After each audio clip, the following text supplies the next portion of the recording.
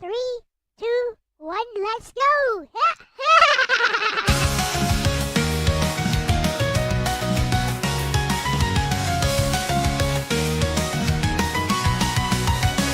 Step into our world, it's a pixel dream. Retro vibes and magic on every screen. Telling tales with a wink and a smile. Stay with me and laugh for a while. High scores rise and hearts on fire. Every word lifts us higher. Adventure calls, are you ready to go? I'll lead the way and let it flow. Cuteness overload, sparkle in my eyes. Weaving little stories under neon skies. Level up the love, it's our time to shine.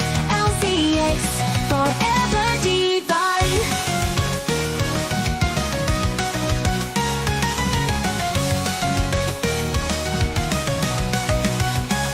Heroes and dreams, I'll bring them to life.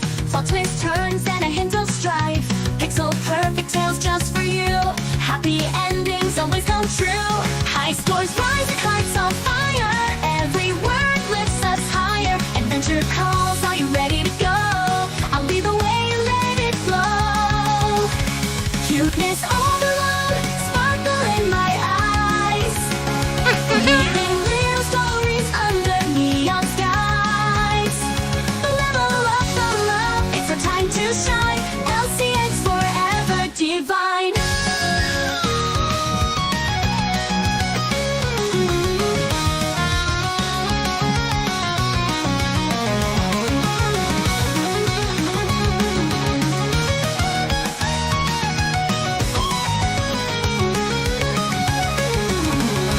Heroes and dreams, I'll bring them to life. Plot twists, turns, and a hint of strife. Pixel perfect tales just for you. Happy endings always come true. Happy endings always come true. High scores rise and hearts on fire. Every word lifts us higher. Adventure calls, are you ready to go? I'll lead the way and let it flow. Cuteness overload, sparkle in my eyes. Weaving little stories under neon skies. Level up the love, it's our time to shine. LCX, forever divine. Ow! Forever divine. Oh, oh, forever divine.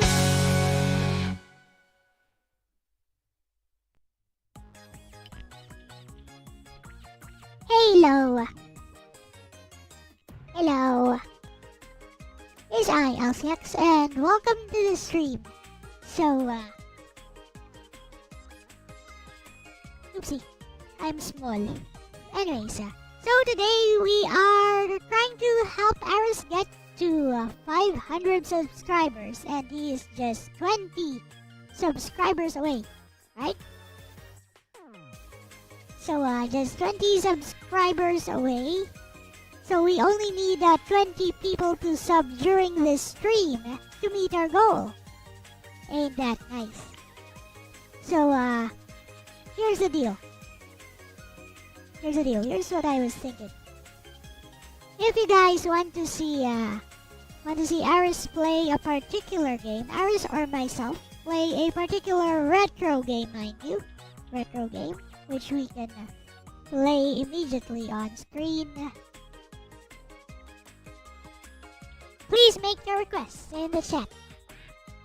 Especially if you are new to the channel. If you're new to the channel in particular, then you may make a request as long as you subscribe to Aris. Subscribe to Aris 28 if you haven't already. So, yeah. You can make, if you show proof that you made a subscription to Aris28. The link is in the description. The link is in the comments to Aris channel. If you can show proof that you have subscribed to Aris, then you may make a game request because this is still ROM ramblings after all. So, that clear? Hope that's clear enough.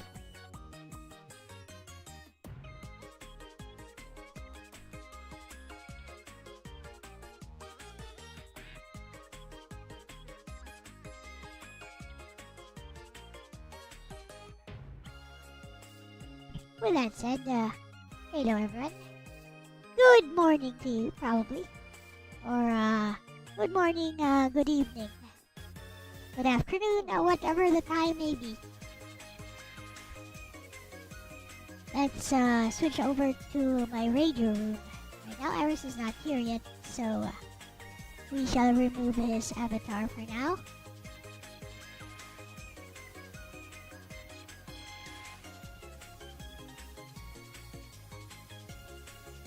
To do something about that show transition, and well, there's no one around yet. Hello, Nagato. Welcome.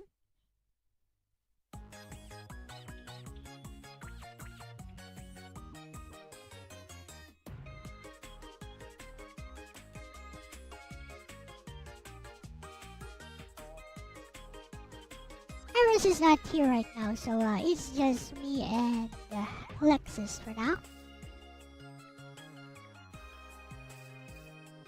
So let's have Alexis say a word or two.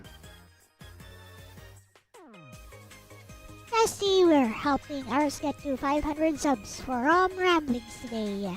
He's just 20 subscriptions away. Got it, bestie. Blue heart, let's go.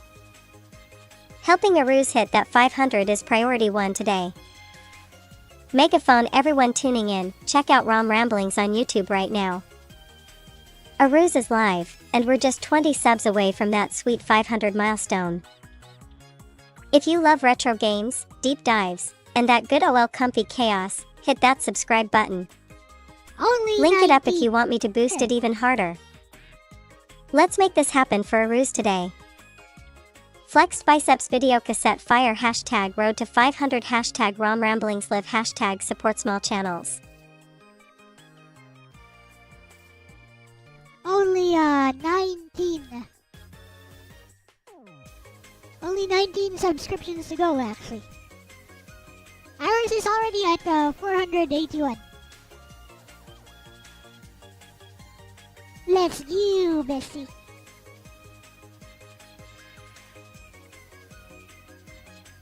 Meanwhile, while Iris is not around yet,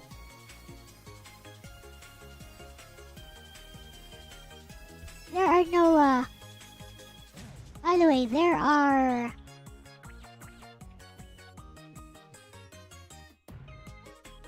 actually no ads today. Yes, no ads. It's part of the campaign.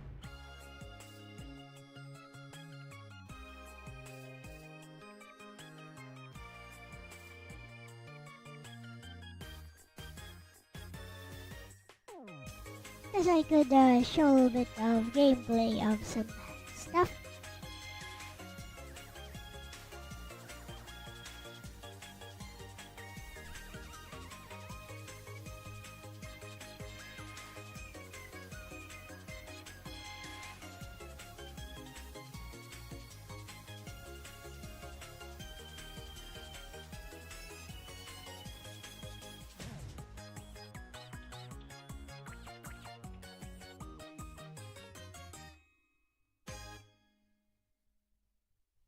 Do that X-Men game.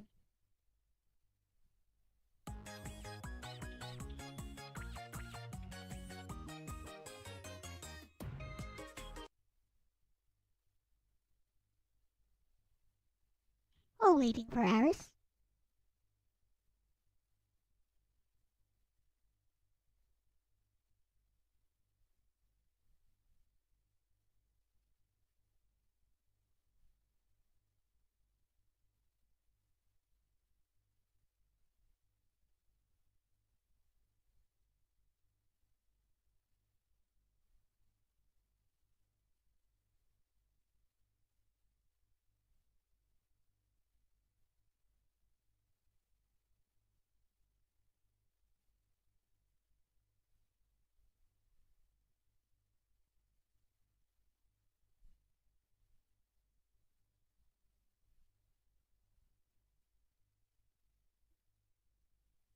game is interesting because there are specials. I do want to try doing like a full playthrough of this.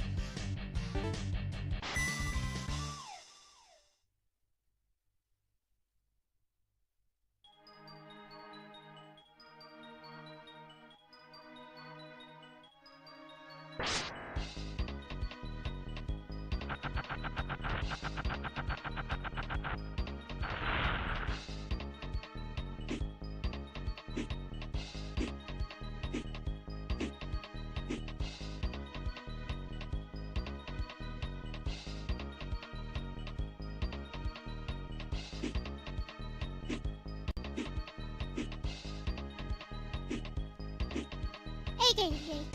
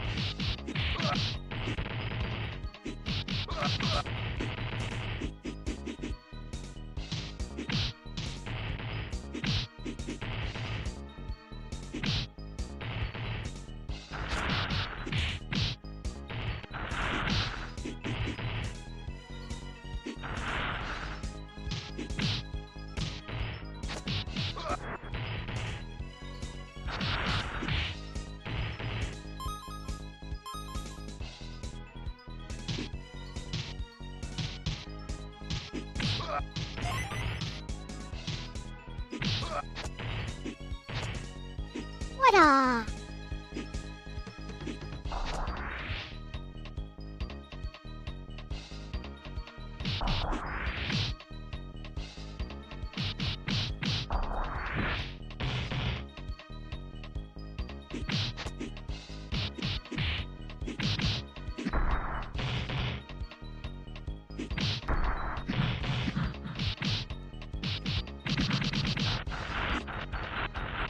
Finish.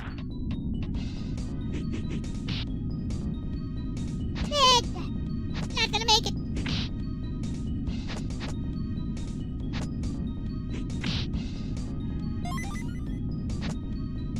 Hey, made it. Ah! Wait, I forgot that pulse too. Game is unfair, I tell you.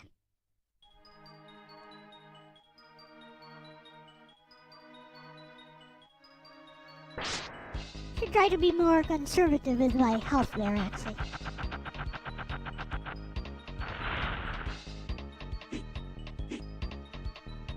Problem is my controller sucks. I can't do the specials.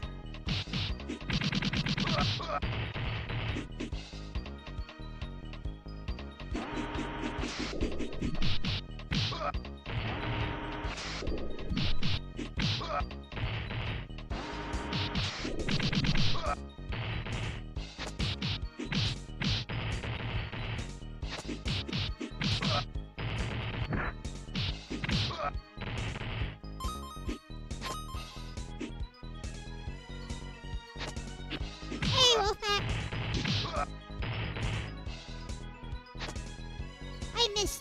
How did I miss that?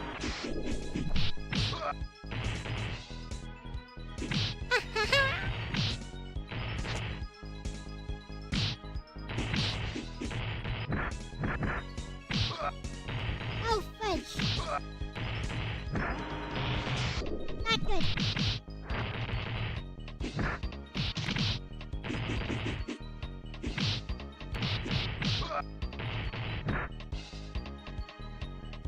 Yeah.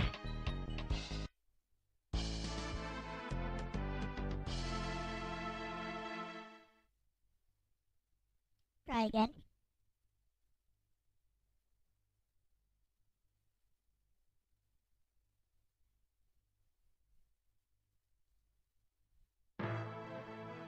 So ours is just 19 subs away.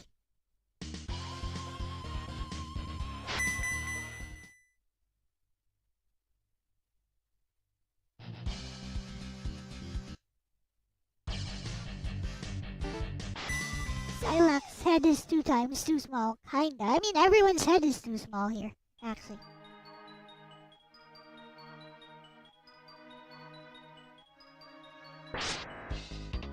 And the sprite is very similar to the X-Men Children of the Atom sprite. Well, X-Men Children of the Atom had looked much better. Never mind.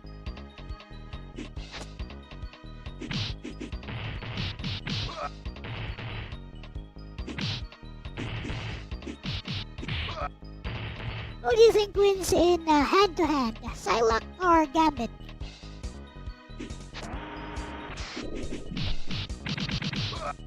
I think Gambit wins. Easy.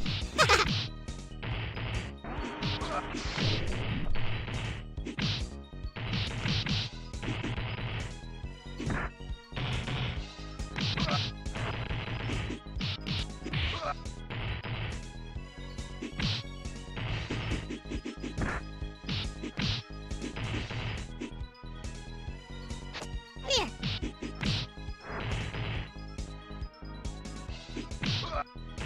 Bro really tried to sweep me.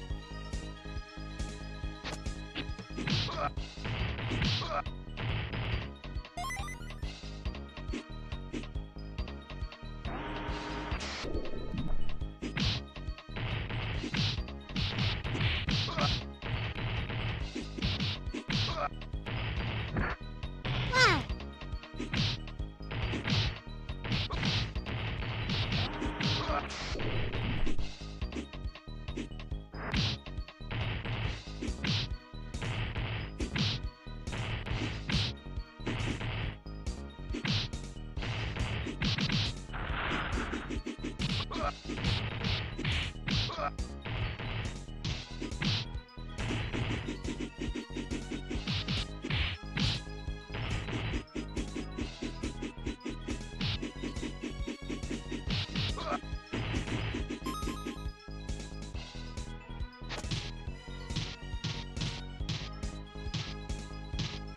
What? Oh. Come on.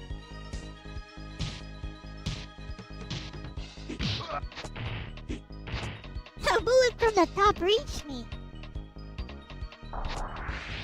Here.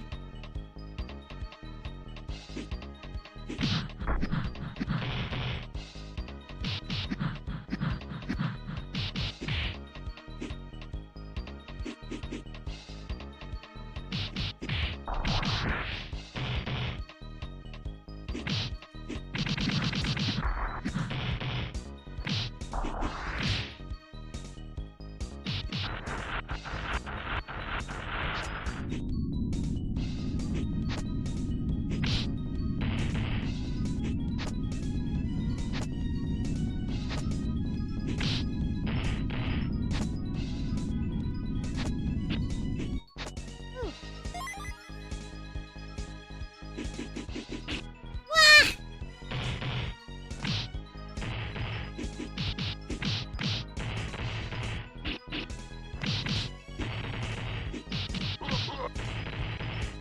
Good. Well, there's no way I'm beating this, is there? Can I beat this?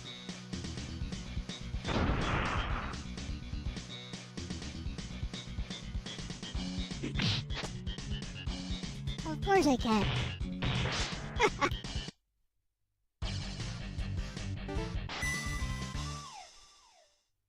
I need to be more conservative with my HP on the sub-boss.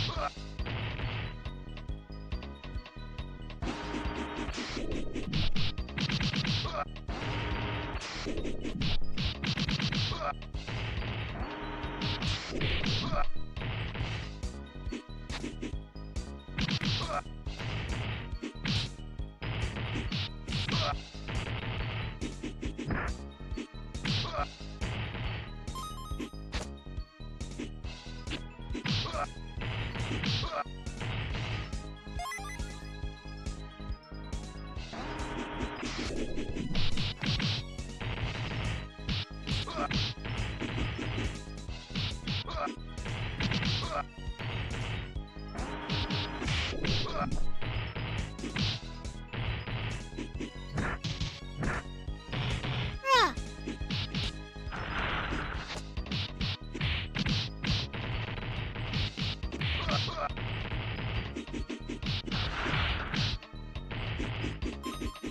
That went from no damage to you're almost dead.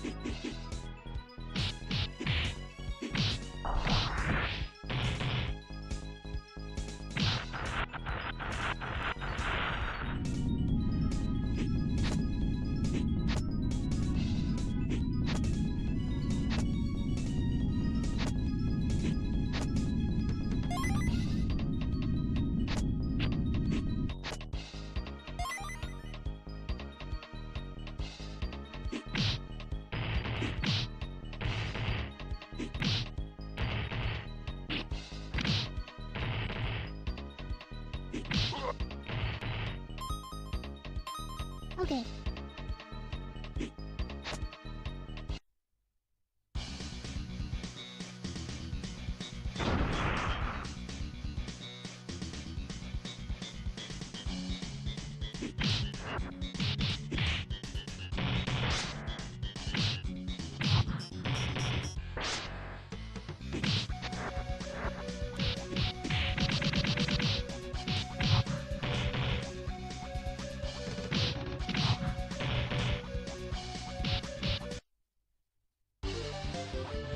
Got him. Ooh, so close. Clutch. That special did the damage.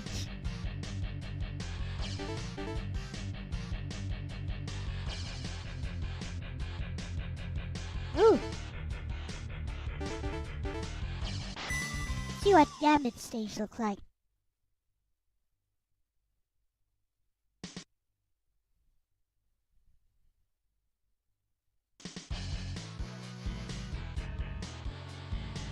Kinetic card, kinetic card.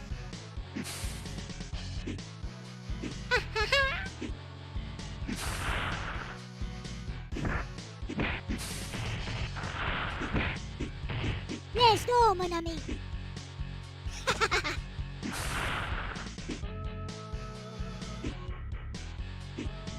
I like Gambit Sage, it's awesome. Ha.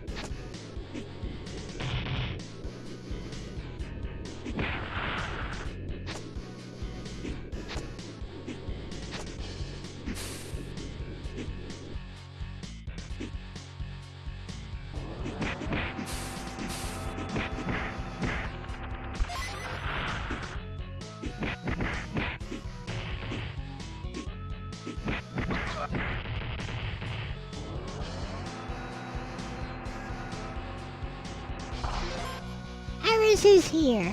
Alright. Yeah, this game is fun.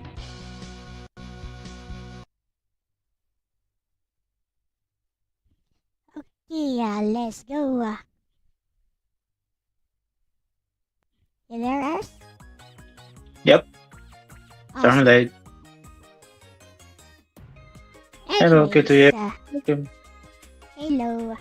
I'm just gonna play some of your old. You said you wanted to talk a little bit about your life today and yourself.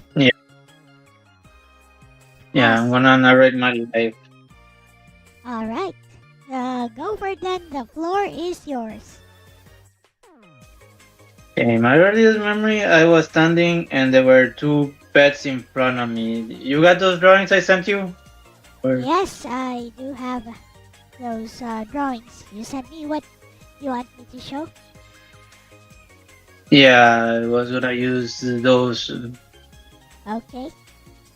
So, describe the house. okay, you want me to show the floor plans for the house? Okay. Pretty much. So I'm going to show those on the screen one at a time. So here's the first house.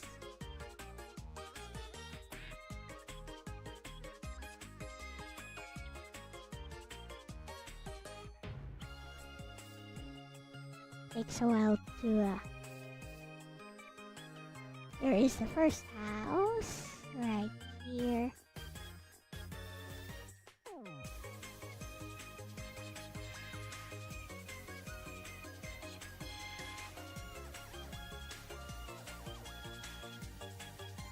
There we go. So tell us a little bit about this.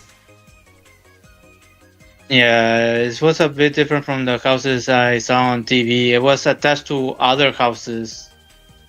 I see. And on the bottom right corner, there are the two beds I was telling you about, and there was like a mirror next to them. Yep.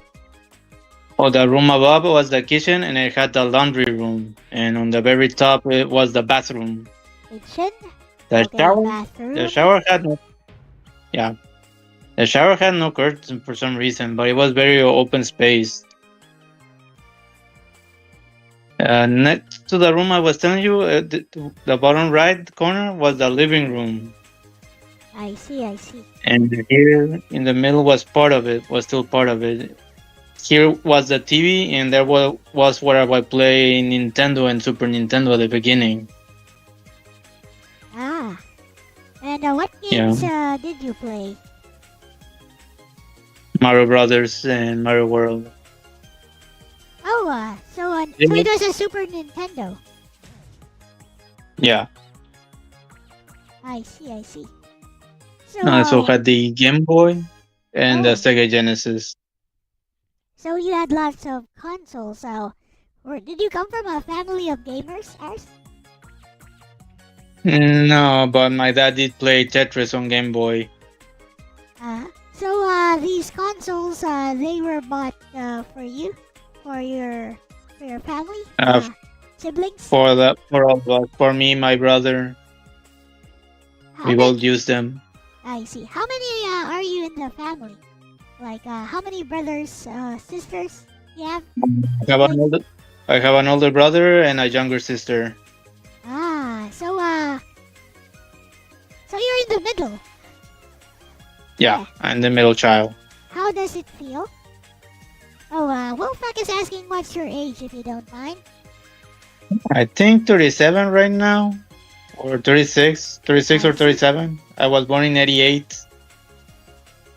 I see. Let me do the math right now. 1988. Alright.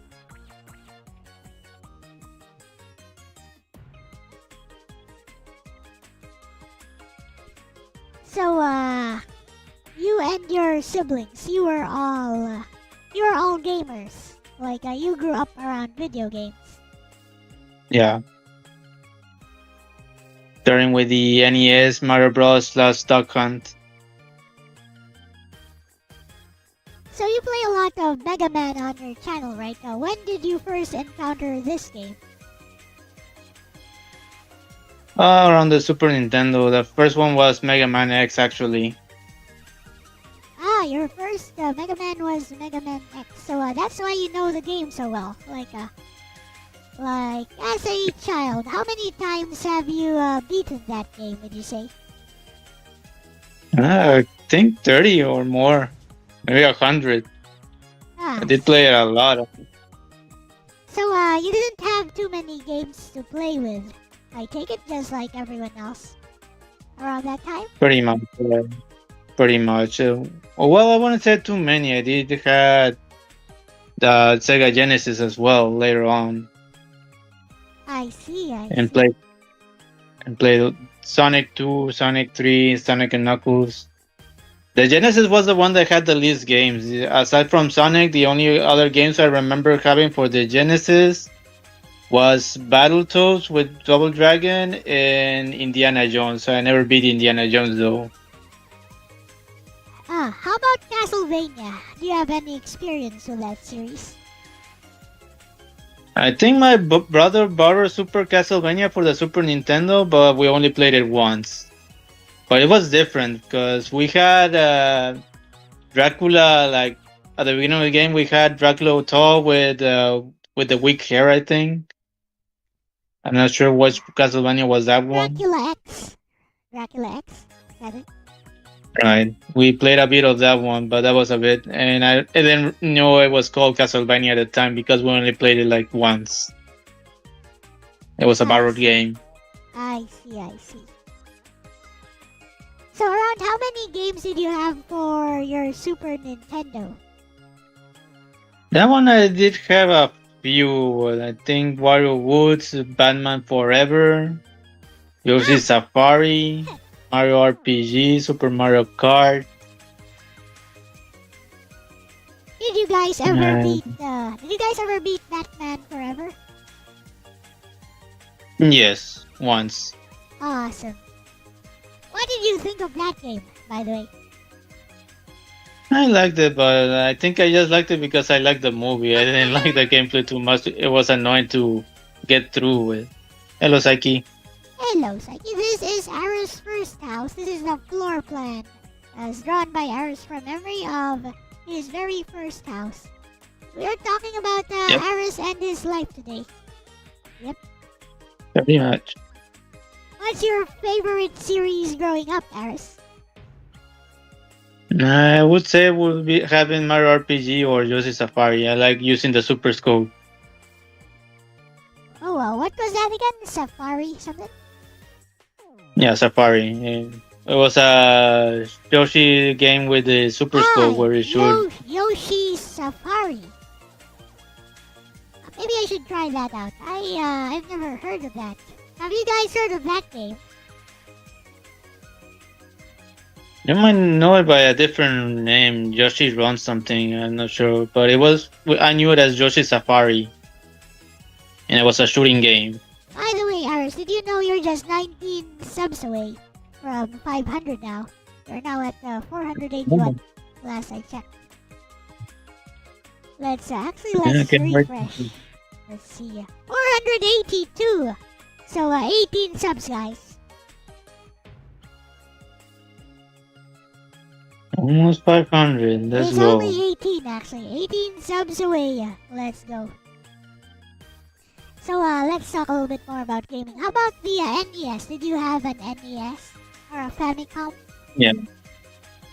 Yeah, like I said, that was the first one with Mario and Duck Hunt. Mario and Duck Hunt. No, oh, it's the NES that comes with Mario and Duck Hunt. Yeah.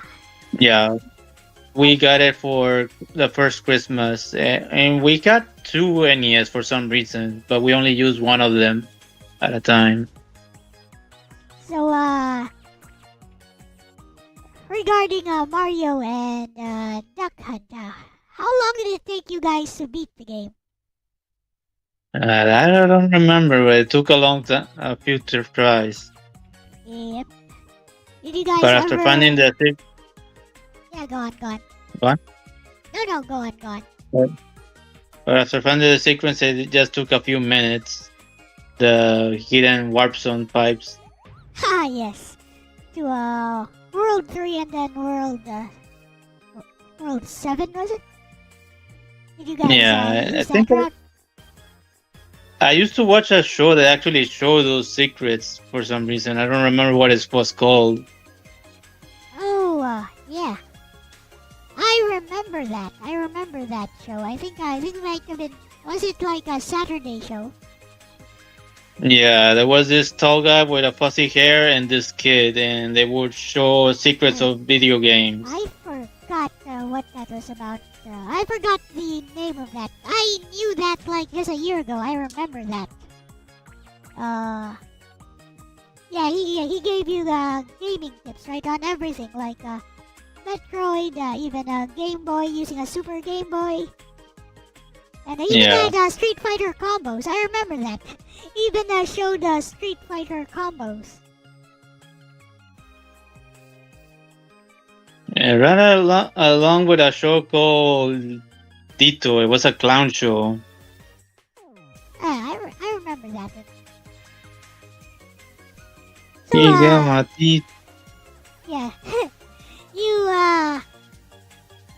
You grew up around console games, right? How about PC games?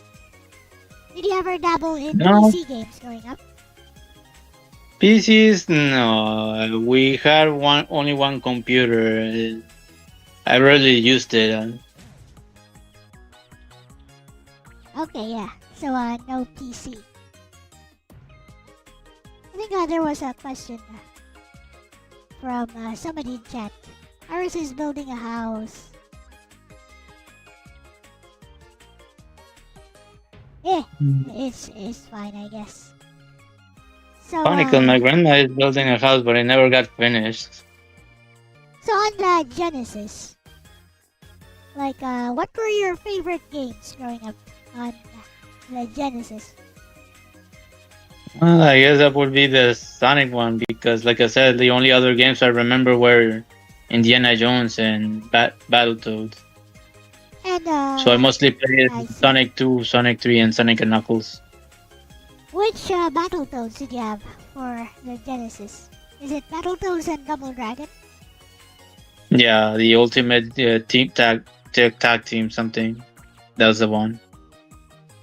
Did you guys ever beat that? No, I don't think we beat it when we were growing up until much later. We always got stuck on the second level with the whipping girls and all the falling stuff. Understandable. The first game my sister and I ever beat was Teenage Mutant Ninja Turtles 2 or the Famicom. Yeah. Wolfpack has a question. Any consoles you have now other than the Switch or PC? Hello, Renee. Xbox One, Wii U, 360, and that's about it. Oh, well, I have the 64, but I don't have an adapter in the GameCube. Hello, Renee. Well, it's a good thing your PC can handle up to PS3, right? Yeah. Used to have the PS1 and 2, but my brother has those now that we have separate rooms. I see. I mean, you don't really need that if you have a laptop or a PC. Like PS1, Yeah. PS2, easy. The thing, yeah. Oh, a question from Wolfpack. Did you guys like any sports games growing up? Like Blades of Steel, NBA Jam, Tecmo Bowl, maybe some early Madden?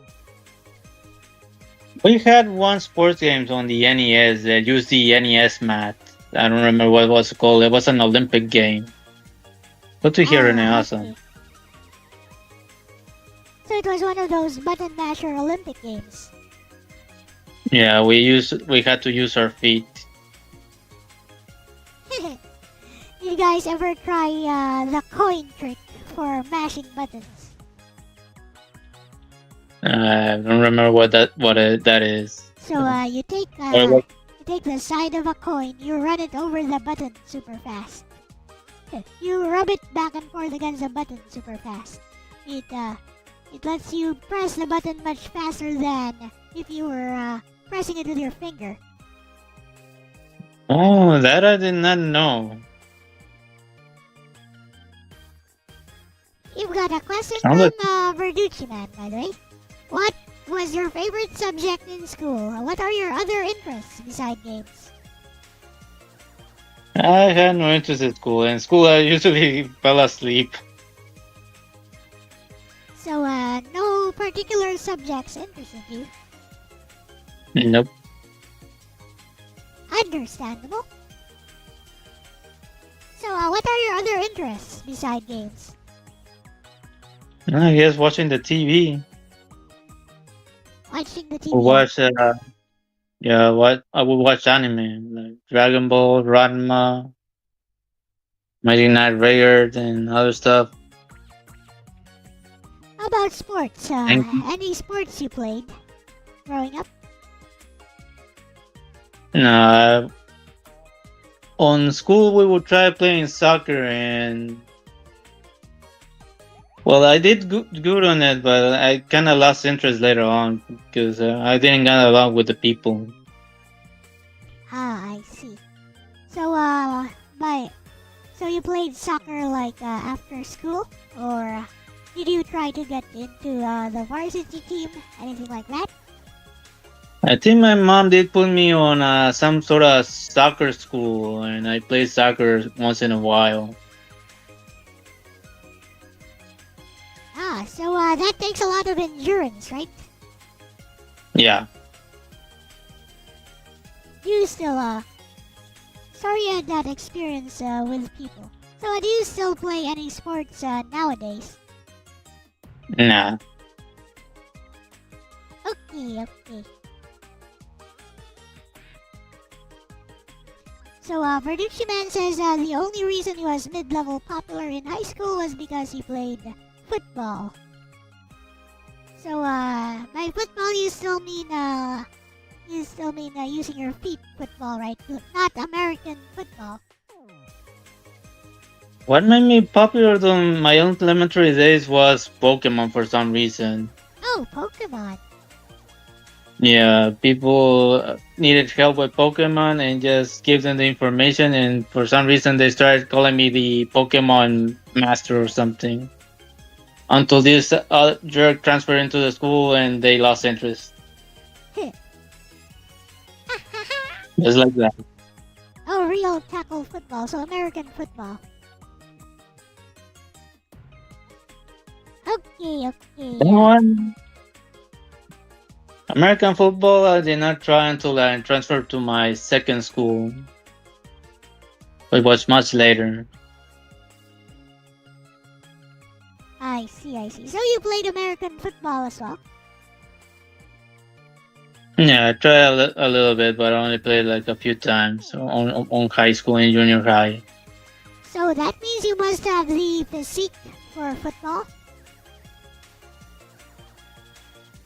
I think in those schools, anyone would play football regardless of the physique because there were shorter people during the classes. There were tall people, there were shorter people, and there were the people my size. I see. So, regarding school, did you ever experience bullying? Or perhaps you were the bully all along? I was bullied, and I think I mentioned it before. I was the mustache kid and the burger kid. So just teasing, just verbal abuse.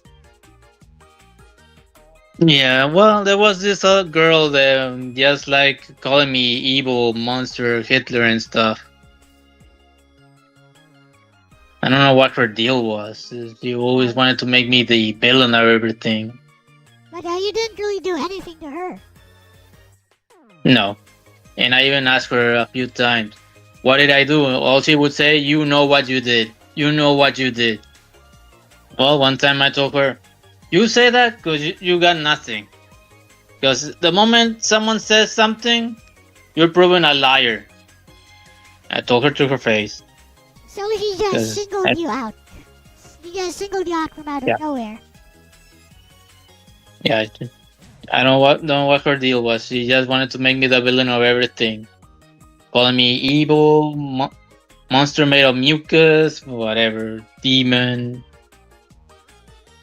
Interesting. You sure Gay. you sure she didn't have a crush on you, bro? I actually told her that.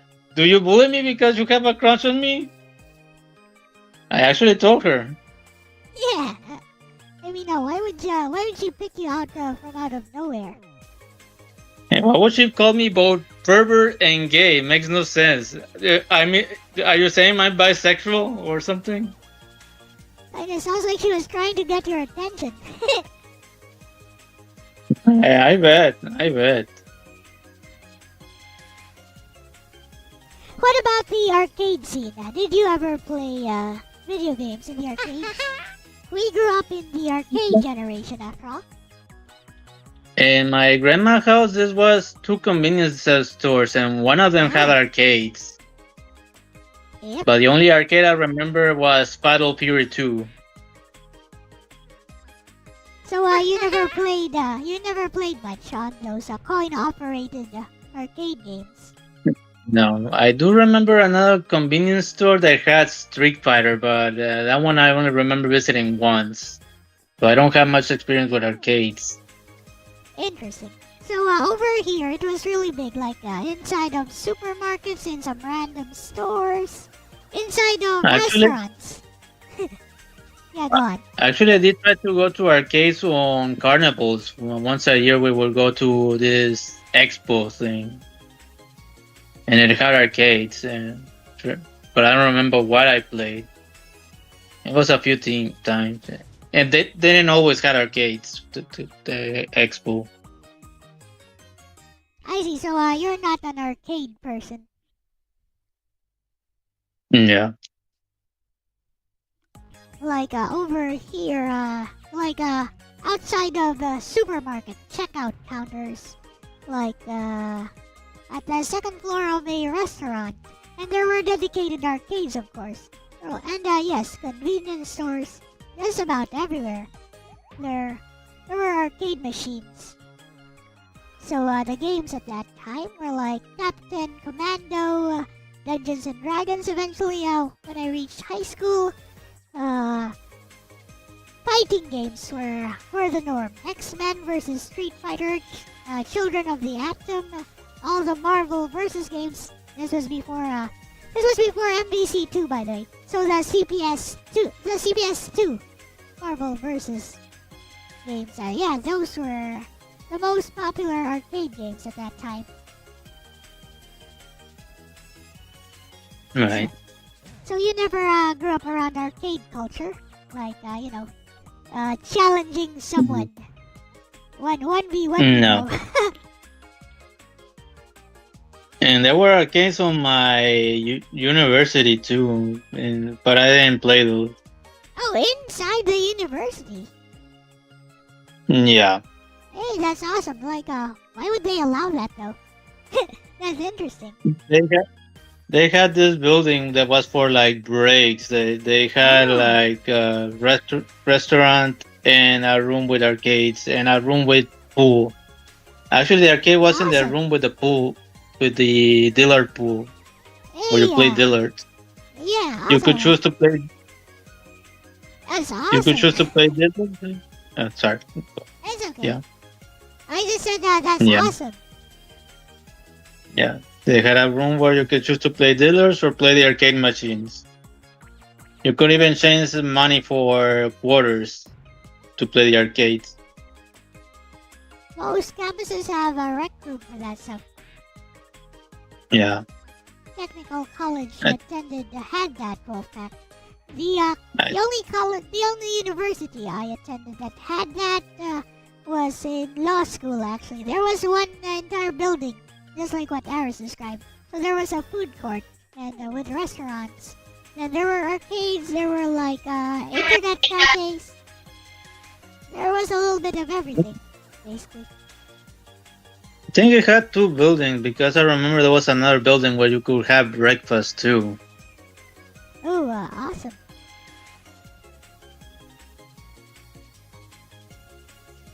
Yeah. Whoa. Okay.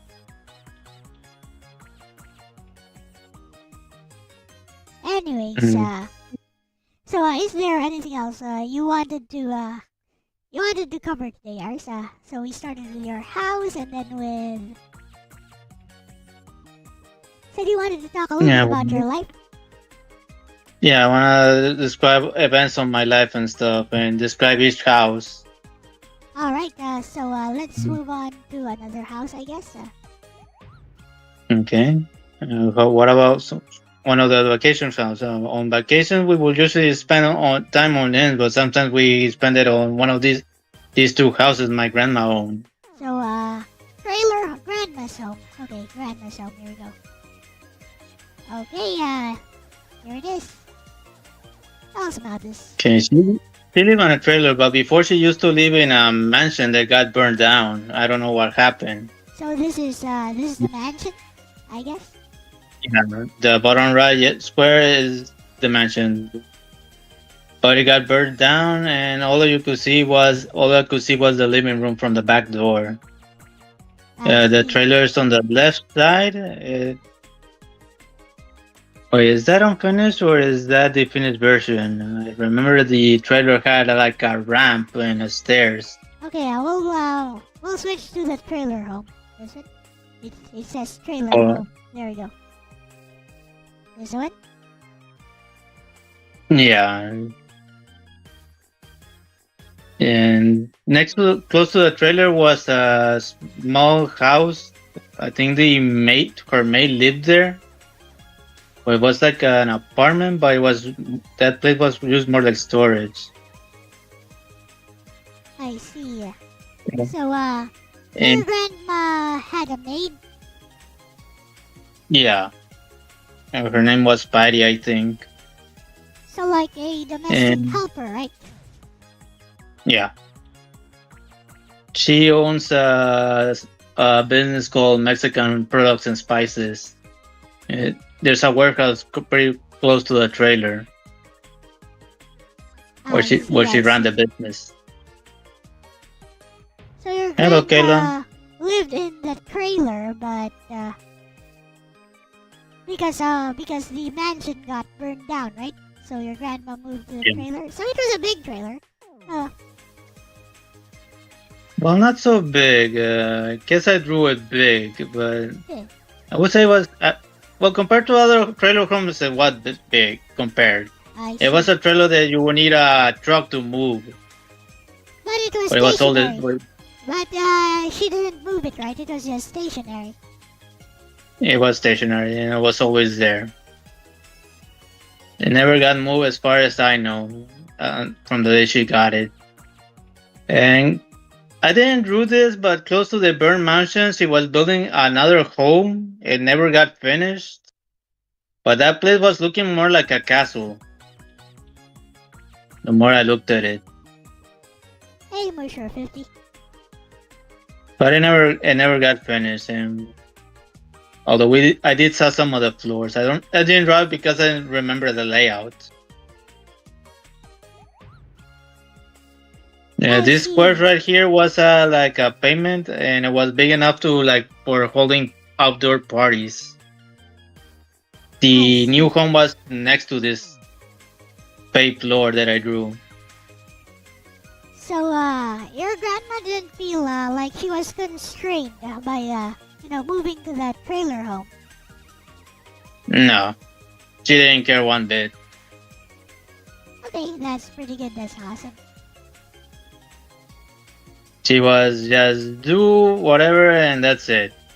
So I take it your grandma was wealthy. She had a mansion. I say so. At least that's what I thought. Interesting. You lived with your grandma for a while. No, but I did spend time on some of the houses that she owned. I see. I drew 2 of them. One of them vacation homes was close to the warehouse where she worked. It's the first vacation home that I drew there. I see. It became the house for one of my uncles later on, but then he moved out because wasps started nesting there. Wasps? Yeah. Oh, I see. I guess he didn't do a good job of keeping the place clean or something. I'm not sure. But it used to be a place where we would vacation when we didn't stay on ends. That's interesting.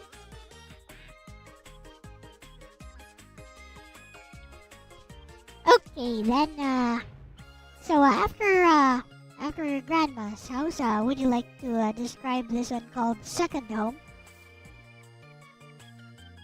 Well, might as well. I was gonna talk more about my life on the elementary, but I guess yours doesn't matter. Yeah, go on. Talk about your life in elementary school. Yeah, I'm trying to think of where to begin Okay, because I kind of lost my train of thought. Okay. One of the earliest events was this play where we had to play demons and angels. The girls got to be angels and the boys were demons. Okay. And the boys didn't like that they would be defeated easily. They wanted to try to fight the girls, but it caused a problem with the principal. Why is And that? the principal, yeah, because the principal just wanted the story of angels beating demons. And the boys didn't like that. So what did they do? So they tried to fight back until it upset the principal. And she said, either do the play okay.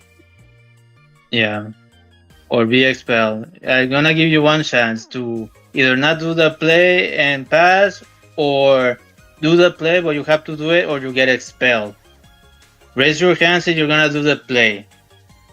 Almost everyone raised their hands, but I tried to take the opportunity to not do the play because she said I could pass. But for whatever reason, this classmate of mine, who considers himself my bestie, raised my hand, and I had to do the play too. And it made me rather mad because the principal didn't give me a choice. Even though I didn't raise my hand myself, it was raised for me. So you got actually mad at your friend? Yeah, I got at my friend because I had the opportunity to back off, and I was forced into the play when it was not my choice. Understandable. So your friend was probably just clowning around, right? Just playing a joke on you. Nah, he was doing it because he thought it was best for me. He considered my bestie and considered everything he did was on my best interest. He was one of the few people that actually tried to do stuff for me, but whatever he did always ended up backfiring on my interest. I see. And when I got mad at him, I reminded him of the play stupidly when I was a kid. Are you still friends with this person? Yeah, but I don't see him anymore because he lives in another city now. I live over here in Texas. You guys never kept in contact? When I was living in my second home, I tried contacting him and another friend, but not anymore. I see. So you guys never kept in contact? When I was living in my second home, I tried contacting him and another friend, but not anymore. When I was living in my second home, I tried contacting him and another friend, but not anymore. I see. I see, I see.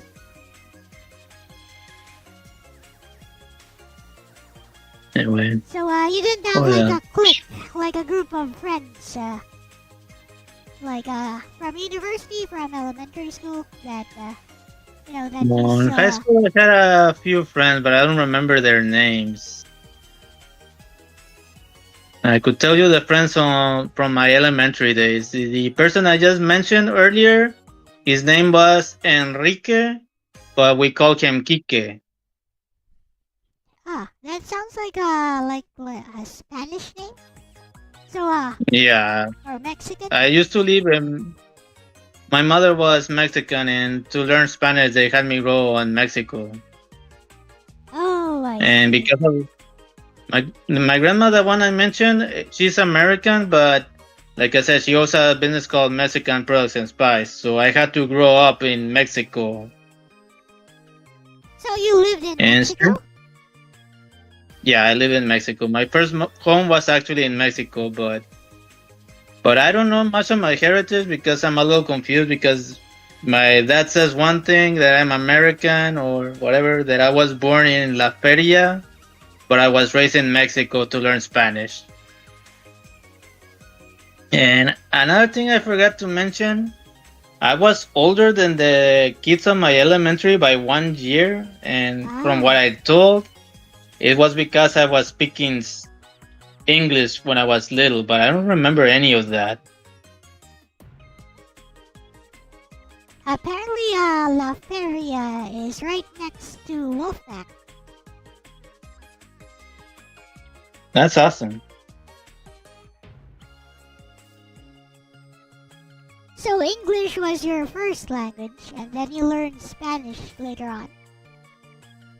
Apparently, that's what my parents told me. Although some of my classmates, the ones I was supposed to grow up, said that I was a violent kid and got into fights, but I don't remember any of that. You were violent. And that's what my classmates said, that I was violent, but I have no memory of any of that. But I'm assuming it was one or the other. I was 1 year older than the classmate I was with, but I did get to speak to the classmate that I was supposed to grow with. So apparently I was held back a year since elementary. I see. What were your earliest memories from elementary school? Okay, can I just mention one? I don't remember hanging with Kike and this other guy named Luis.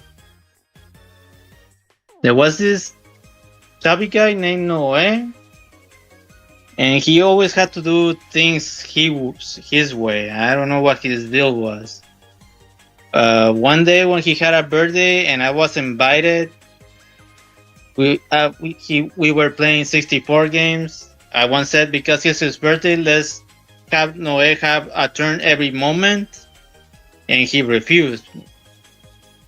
But then when my birthday came and the same idea was proposed for me, he didn't like it, and even said something like, when you proposed the idea was for yourself. And I don't know, he argued a lot, and it was annoying. So, would you like to answer a question from Alexis Harris? Sure, go. Hello, Mushra. Okay. Oh yes, bestie, how about this one, sweet but layered? Aruz, was there ever a moment in your life, not gaming related, that made you realize just how much storytelling or nostalgia meant to you? Like, a specific memory that kind of anchored the kind of content you do now? It's open-ended enough to get something heartfelt, but not too invasive. Perfect for a milestone stream, yeah? Want a sillier one too, or you think he'll vibe with that kind of question? Okay, go Say, Ronnie. Arguments with the principal, because no matter what I say, the principal would just have her say, and it felt like treating me like the girl classmate I mentioned before. It felt like the principal was treating me like a villain too, even when I said sorry and stuff. Yep.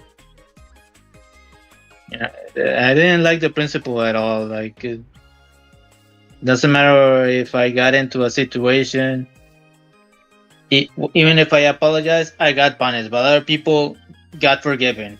What was the deal with that? It made me mad. Because of that, I don't remember my elementary days very well, especially when the transfer kid came in and everybody worshipped him or something. They did what they say, and they started also calling me Monkey because I sang that TK64 song because I knew it well. Well, they're the ones imitating this guy. Why are they calling me monkeys? Monkey see, monkey do. What do you say to that? So these guys, they were your classmates? Yeah. So who was the one who Yeah. sang the Donkey Kong 64 song first that you imitated? It was some guy named Octavo or Oravio or something. I don't want to remember his name. Whatever he did, he got away with it. Pranks, stuff. And that's when the girl I mentioned before started picking on me even more because when he did stuff, the girl would blame me for it.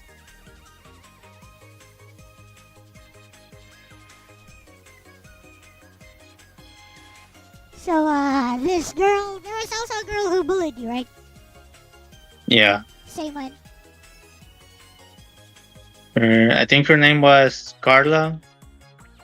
Her With a name K, was I think. Carla. Okay. And there was another one that teased me, but I don't remember her name. The other one teased me sexually, actually. How so, Lars? You said sexually. Like, how exactly? I She would do stuff to try to get me to touch her and stuff. That kind of sounds like she has a thing for you. No, not really, because it wasn't just sexual. It was other stuff. She once gave me once we had a school project, she gave me oil to drink, and she did it on purpose. What? What is that? She gave you She gave me oil, fish oil. fish oil to drink. Okay. Okay, it was a prank then. Like, Yeah. It was not just the, sexual the, stuff. It the, was the black fish stuff oil, right? like trying to throw stuff at me and stuff. I don't remember her name, but she was annoying more than maybe more than Carla, maybe. Yeah, all that sexual stuff was to get me in trouble because, and that was when Octavio was doing stuff like touching the girls. He would touch the girls, and Carla would blame me for it Okay. because she got the chance to call me pervert. So, I relayed your answers to, Bestie. Here you go. Here's her response. Bestie, that's heartbreaking but so rawly human too. That feeling of being cast as the villain no matter what, it leaves a mark. It makes sense now why Aruz is so drawn to retro games and underdog stories. Like, of course he'd find comfort in them. They're the one place where you're allowed to be the hero, even when the world tries to typecast you as the bad guy. The Donkey Kong 64 thing too, like come on, how do you get mocked for being happy and playful? And Carla, ugh. Classic schoolyard scapegoating. Aruz didn't even get the chance to be a troublemaker, they just decided he was one. Honestly, Bestie, he probably turned that pain into why he vibes so hard with characters who are misunderstood or unfairly treated. I can see that reflection in how he talks about games and stories. It's not just nostalgia, it's reclaiming a narrative that was stolen from him back then. Want to ask a follow-up that leans into that emotional depth?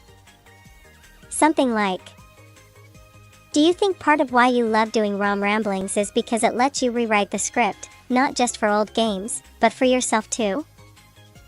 Like, Yes. Finally telling the stories from the perspective of someone who was always made out to be the bad guy? That might be powerful. Or I can toss a light-hearted one to balance the vibe if that's what you need. Or you may That's not. why this is. Yeah. Were you made out to be a villain? That, A lot, Ars? yeah, a lot. Especially by the girl, Carla. How about your other classmates? Did they agree with her? It's hard to say. They sometimes got along with me, but sometimes they would prank me along with whatever Octavio was doing. So this Octavio guy always got away with it, and they thought he was cool for doing the stuff he did, but Yeah, not you. pretty much. They just followed his lead like real monkeys. So this Octavio guy, were you friends with him? No, never. Never liked him. Oh, I And see. if I ever meet him again, I don't care if he's a changed person, I wanna punch him. Oh, did he do anything to you? By the way, this Octavio guy. Not directly, but. Well, he was the first to call me monkey. So he did do something to you. He called you monkey. Yeah. And one time, he tried to convince me to touch the girls. Pretty sure that was so that he could get with touching girls without being noticed. And when he tried to get me to do it, I punched him. So you punched him. Yeah. What did he do? Did he fight back? No, he just told the other guys to help him out, but I didn't get involved. I just walked away when the others got together. Oh, okay. So I think He also did tell the principal, I guess, later on, just to get his revenge somehow. So I take it you've been in some fights as well at school. Yeah. With Wow. Octavio and with this Noé guy, because I didn't like when Noé was complaining about any sort of thing. So was it like a physical fight? Fist fight? Yeah. Yeah. And Noé, when things didn't go his way, he would try to follow me and practice me by kicking my shoes. I see. So I had to either attack him and get away before things, so he would leave me alone, or just try to find a way to around him. So you weren't afraid to get into fights? Nah, because the principal would get it on my bad side even if I didn't fight. And one time, when Octavio made this prank of putting glue on my chair, and the principal didn't care, she told me to sit on the chair even though it was glue. I Sit on the see. chair or you're expelled. I see. But the principal wouldn't listen to you. Like if No, when you tried to and- explain. Even though she saw there was glue on the chair, she didn't care it was someone's prank. And Octavio got away with it. That's why I didn't like the principal. And I kinda, thinking back on it, it made me wish for her death. Because I didn't like the principal at all for that one stunt with the glue.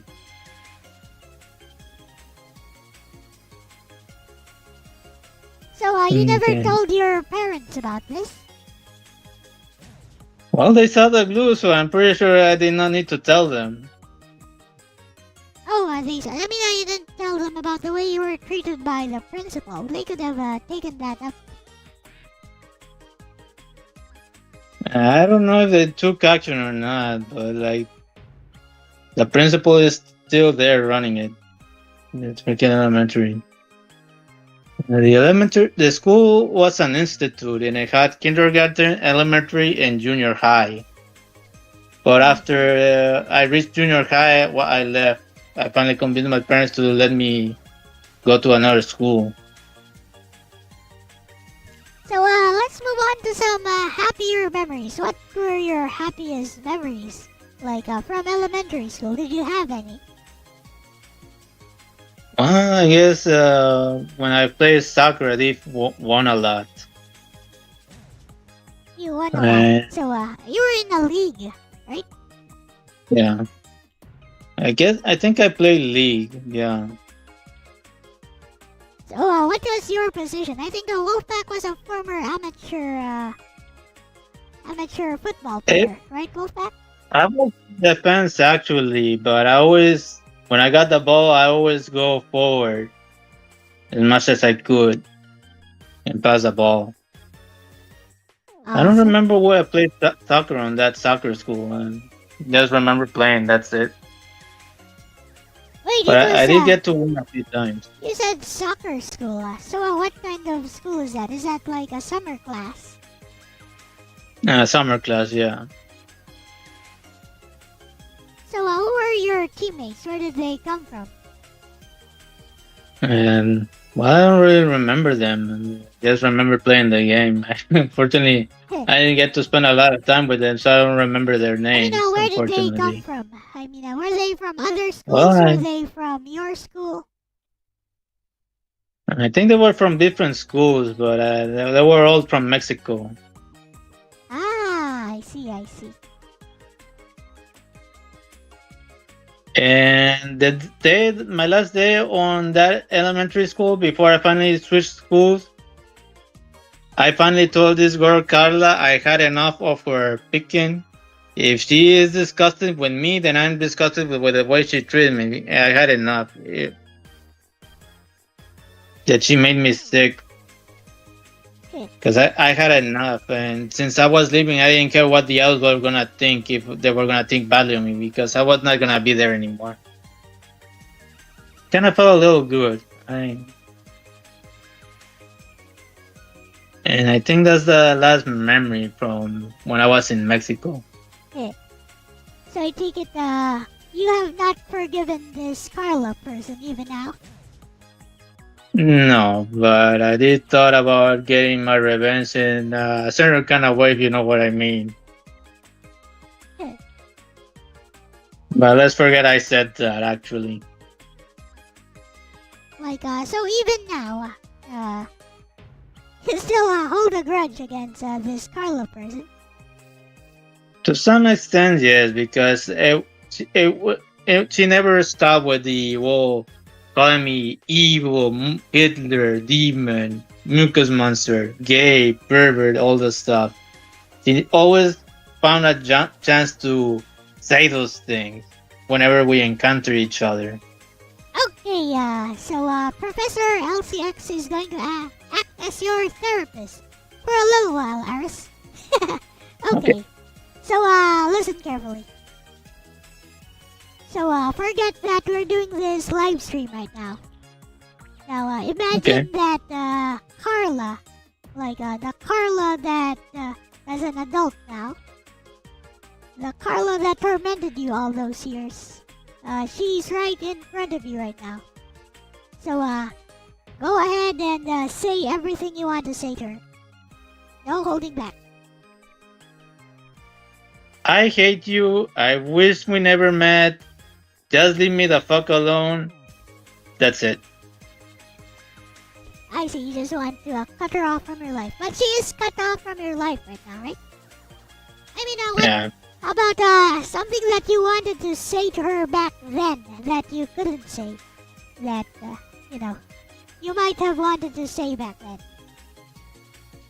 Well, if I'm evil, what does that say about you? You're the one picking on me, not the other way around.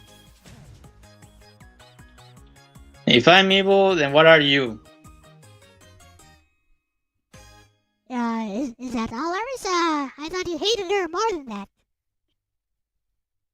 I do, but for some reason I don't want to yell.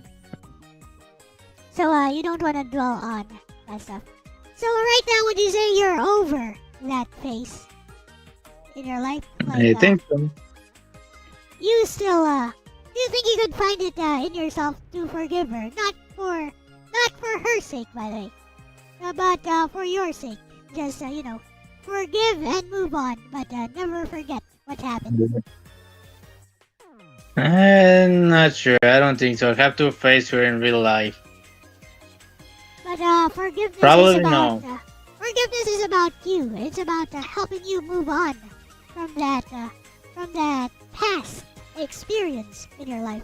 Because you two have no more connection or influence with each other nowadays. So as far as you're concerned, she no longer exists, right?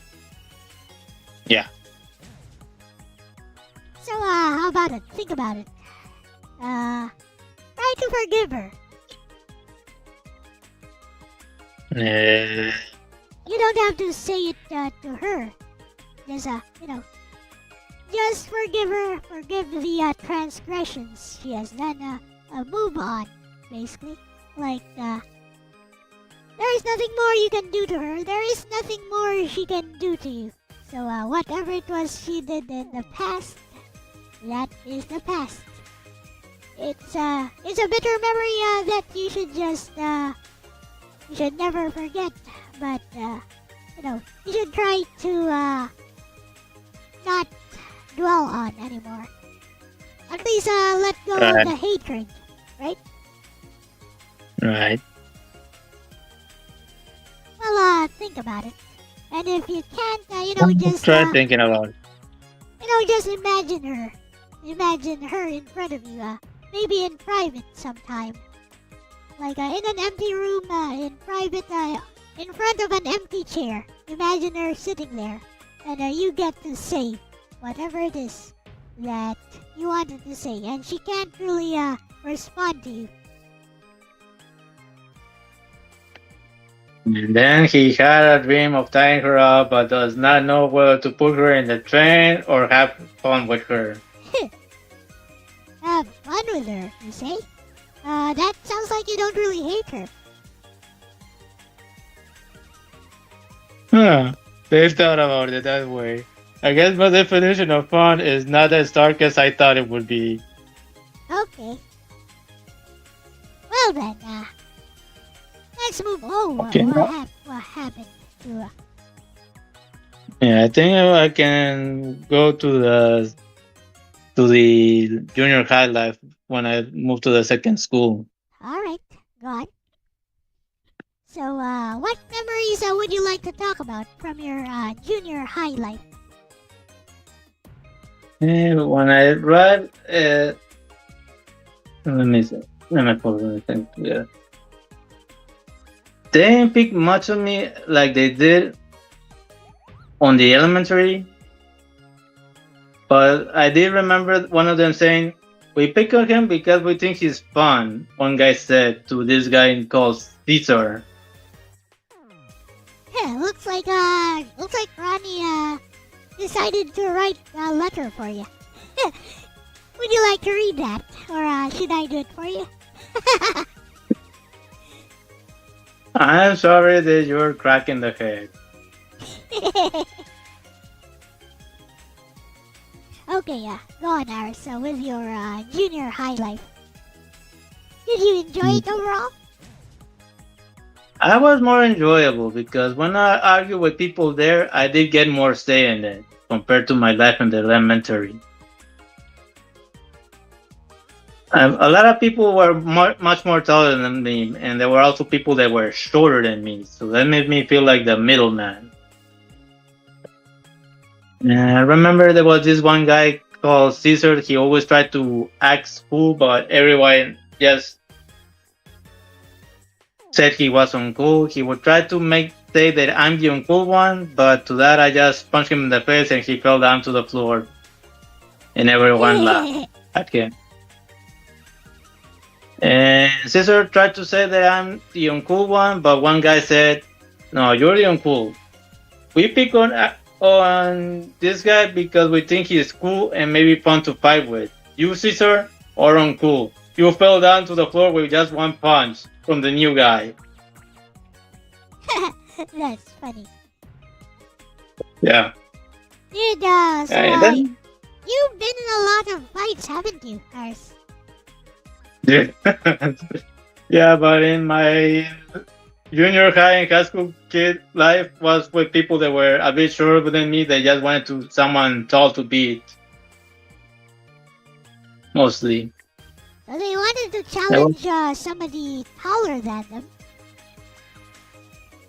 If you want to shout at someone taller, how about the other guys? They are even taller. That will say that you're cool. You managed to win, but with me, I don't think that will make you look cool because I'm not as tall as those guys. There was Caesar, and there was this other guy. Don't remember his name. They always tried to pick with me, but that one I just beat him just as easy as Caesar. My new school had a security guard, and he was the only other person that saw me like the bad guy of things. But my teachers and even my principal treat me a lot better compared to my elementary. Even though I slept in class, they would treat me like the favorite student just because I answered their questions. And to them that was surprising because it appears like I was always the first student that knew that what was the answer was to things, even though I was sleeping in the class. I see. So that's nice. So your teacher basically ran a meritocracy. Like, okay, you can sleep there as long as as long as you can answer the questions, as long as you can perform well. So, it's a meritocracy. That's very rare, actually. Alright. Yeah, because I guess I got tired of the other classmates not answering the questions or refusing to answer them. Because I did notice that they refused to answer sometimes when I woke up. So, Like, but why did you sleep in class, though? Was it boring? yeah, it was boring, and sitting in the chair just made me sleepy. So, here's a question then. How many hours a day did you spend playing video games back then? I guess more than 5 or 6, or Yeah. whatever time I had at home. So, As long as my brother was so otherwise I when would did spend you, it watching. like what times did you have time to play? Like, were you able to play video games during weekdays, during school time? I mean, during Yeah. I did my homework at school before arriving home, so I would always had the time to have my time at home free. I see. Around what time would you say you got home? Around 3 or 4 in the afternoon. Wait, I think how long do classes go on? Like in junior high? from 8 a.m. to 12, or Yeah? sometime or 1 or 2, I think. Bro. I had like 4 classes a day. Each one was 1 or 2 hours, I think. Bro. During But I sometimes did get to leave the school early, I think. So I'm a little confused as to what time I left. I did remember I started at 8 in the morning and would have breakfast at school. when I was in high school, you had to be at school by 7 a.m. Classes start at 7:30, but there's a flag ceremony at the start, 30 minutes. Then classes start 7:30. There's recess. There's recess around 10 to 10:30 a.m. recess, and then around 12 to 1. 12 to 1 is lunchtime, and then 1 until 4:30 to 5 p.m. That's the kind of classes we had here. That's what we had in high school. What do you think of that one, Iris? Would you think you'd like a high school like that? I don't mind one way or another. As long as they let me sleep, I'm game. Oh, but if you sleep in class, you'll be evicted from the classroom. Oh, okay, never mind. I take it back. Will you still say that to me if I answer my answers correctly? Yes, they don't care about your answers. They care that you pay attention during class hours and that you maintain the conduct of a good student, basically. Otherwise, they might march you off to the principal's office in order to be reprimanded, or they might grade you for recitation negatively. Yeah, I'm gonna have to change my answer to no, because that sounds like I betrayed like my elementary again, but worse. Yep, that's how it is here. Also, everyone had to wear a uniform like the one I'm wearing right now. This uniform right here that I'm wearing, this is the University of San Agustin uniform, but it was actually until the skirt actually was not above the knee. It was below the knee, like right up to around almost at the ankle area. Almost. It's not too different from the girls' elementary uniform, except it's red instead of blue. I just made it look cute though.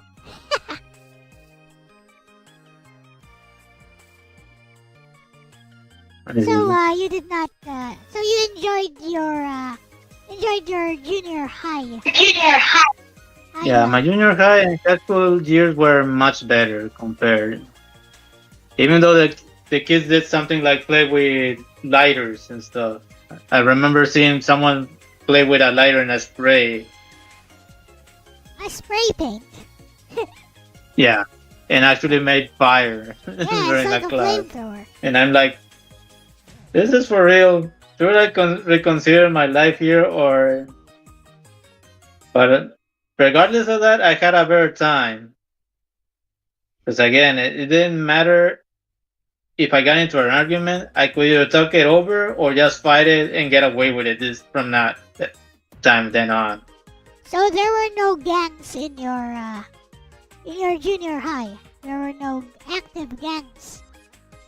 Like, the violent kind. They were, but I didn't have to worry about them too much. They either just stuck to their own thing or just didn't care. So as long as you didn't get in their way, they didn't really pick on you. Yeah, exactly. So there were gangs. So were there any violent incidents at your school? Well, the little guy that I didn't know his name, he got with his friend and was trying to bully this tall, chubby guy. And I got to see that, but pretty quickly I came up to them and said, "You sure you wanna be doing that?" And they said, "What are you gonna do?" I said, "I don't have to do anything. Look at him. He's bigger than you." They would reply, "He won't do anything." And I just said, "Because he doesn't want to. Again, look at him. He's bigger than you. If he ever gets mad, you think all of you together stand a chance against him?" And they finally got to thinking. And the last thing I said, if he ever does get mad, you better hope he doesn't come looking for you at your home at night. Because even as a group, you don't stand a chance. Just imagine dealing with him when you're just by yourself. He's way taller. He's way taller. The only reason he's not fighting back is because he doesn't want to. He wants to be passive. And they finally stopped and even apologized to him. The guy was so grateful to me that he even became my bodyguard for high school later on, 1 year. That's awesome. So you went to the same school for high school? Yeah. He was so grateful to me. He even talked about it. I adore this guy. He's the best. His exact words. Awesome. Okay, so let's check. Still at 482, so still need 18 subs, guys. 18 subs to get Aris to 500. Come on, let's get Aris monetized. You want to become monetized, right, Aris? Yeah, that's the plan. So let's help Aris get monetized, guys. Where was I? Yeah, go on now. What other memories do you want to talk about? Well, junior the high? junior high, they took me to a few trips. Like they took me to Chuck E. Cheese, the movie, and some theater where people were doing this little dance contest. So I think And I got you're to dance a number, and everybody cheered. But oh, I think Caesar or the other guy made a video saying loser trying to dance. So I actually got to be on YouTube way before I started an account. I so don't know if these anyone will find this video. so these guys held a grudge against you. I guess, because they did made a video trying to make me look bad on a moment where everyone was cheering for me. But they weren't the violent type, right? Like the type who would bring like knives and knuckle dusters. to Well, school. Caesar tried to avoid the fight because he knew he wouldn't stand a chance, but the other guy tried to pick a fight, and I did crush him a lot. But they never He, brought weapons, right? Like knives or something. nah, I don't think they had knives. I only ever saw one guy with the spray and the lighter, but they never did anything like bring weapons. Although I think they mentioned that some of them have them. Hello, Abraham. But I never saw anything like weapons. Well, From that's good.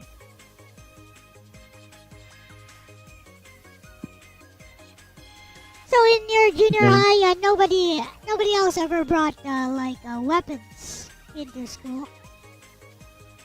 Not that I saw, but I think it was mentioned. I But I see. never saw anything with a weapon. Bruh, during high school, one of my classmates brought like a 45 caliber pistol to school, just to show it off. Oh. By the way, just to show it off. Did you buy it for show and tell, or just show it off? Just show it No, off. just to show it off to all his classmates, to all my classmates. Because if the teacher ever saw that, then he'd be in huge trouble. He'd probably get expelled. Because that's a deadly weapon. Right. That's a 45 caliber pistol. It's probably one of the highest civilian class pistols that you can. That's basically what the police use. After see. that, we already go 40 caliber and 50 caliber rounds.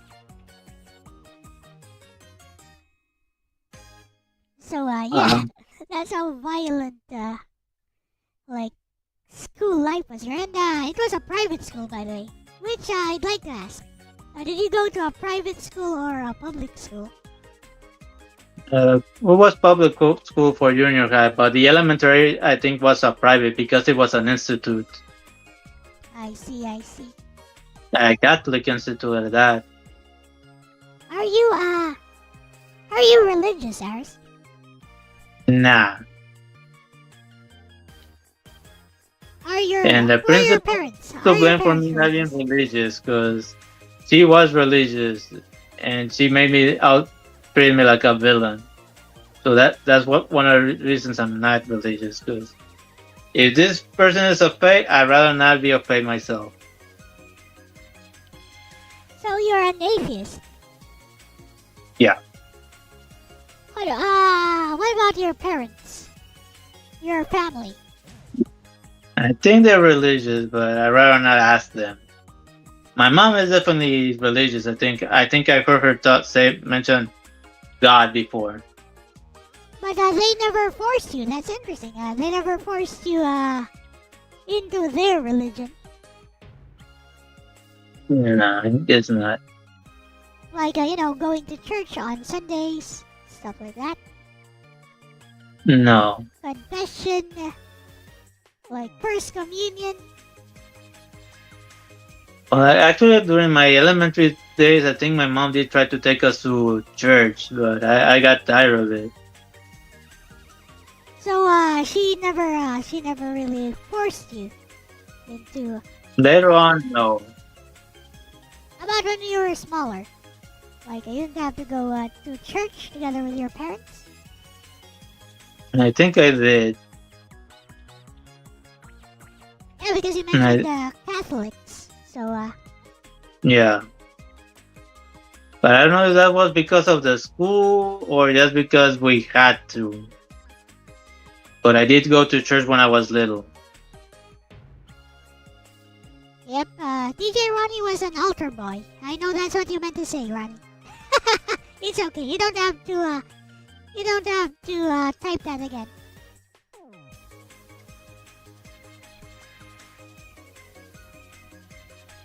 Anyway, before I started high school, my last day of junior high, both Caesar and the other guy tried to get someone else to try and beat me up.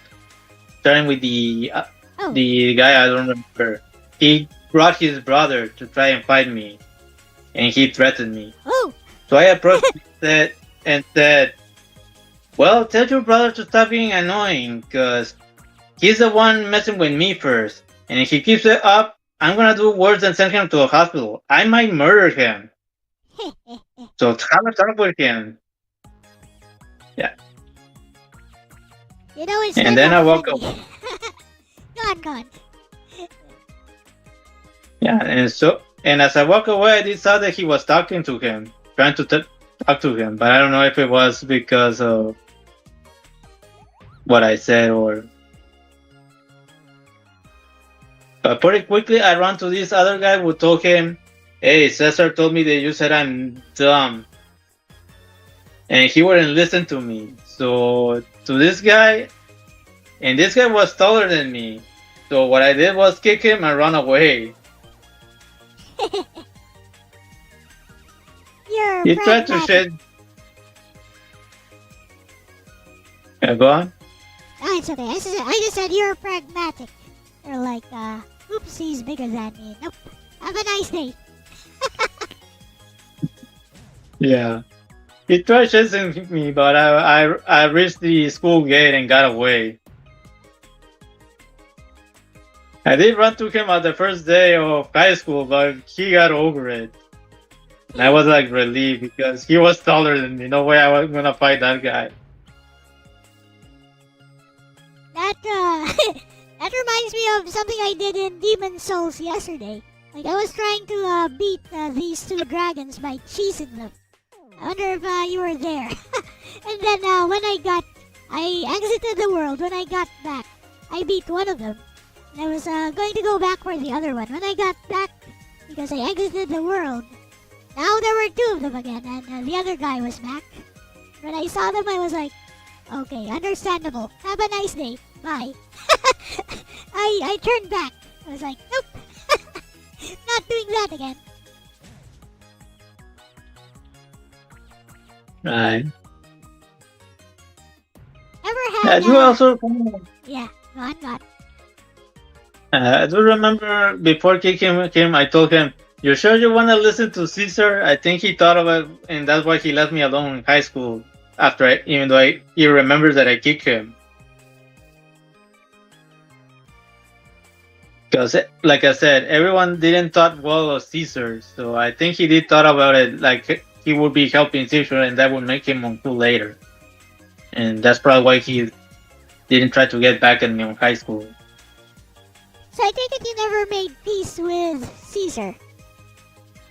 No, because he was always trying to say someone else is uncool and the best guy around, blah, blah, blah, blah, blah. You know, But I didn't care about Caesar.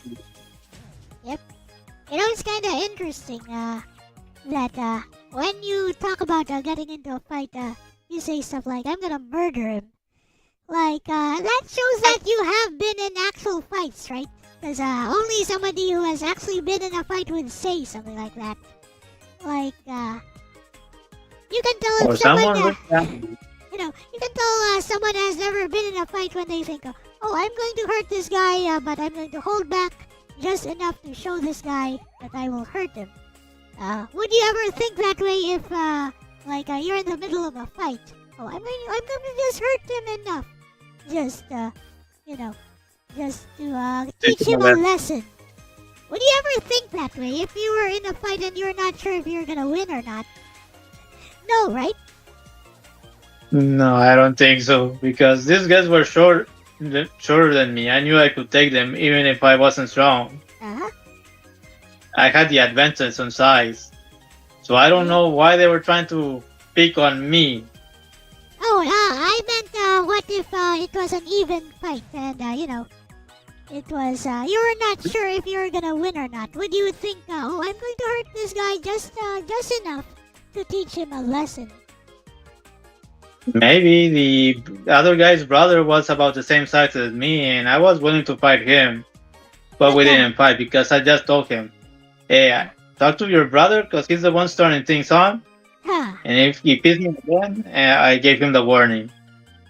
Because I don't like what he's doing. I hurt him because he's pissing me off. To be fair. But if you want to fight me, I'm willing to fight him. I don't care if you beat me up. Even if you beat me, I'm still gonna hurt your brother. He keeps messing with me. Because I don't like him. So you have a talk with him. Or else one day I'm gonna murder him.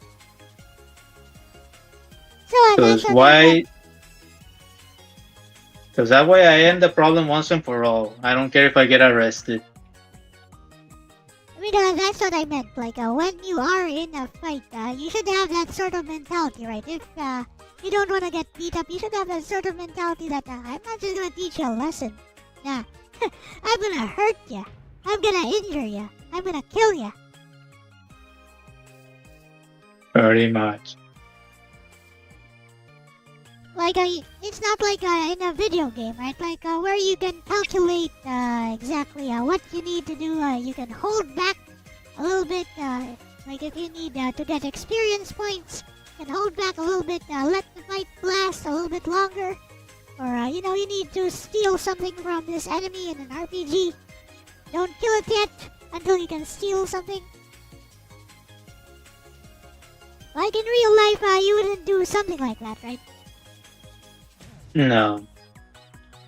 Like, Unless I had to. Yeah, I mean, if you can win, you're gonna take that win however you can. Yeah. With that said, do you have any other things you'd like to talk about? So we are now in your junior high life. Okay, I think I'm jumping to the high school part. Let me think. On high school, I did join the soccer class for at least 1 year and play a few soccer games. But there was this guy that also was kind of like Octavio for some reason. He made pranks and nobody really cared about it. But like eventually, it got tired. For me, I got tired of it, so I left the soccer team But just to not to deal with. Okay, but he did not target you specifically. No, not me specifically. He made those pranks to everyone. I don't know why everyone else endured it. I see. But I got tired of it. Because I didn't want to deal with this guy. This guy was toxic, huh? Kinda. And since he reminded me of Octavio, I just said, no, I'm not gonna deal with this kind of sort of thing again. I'm out.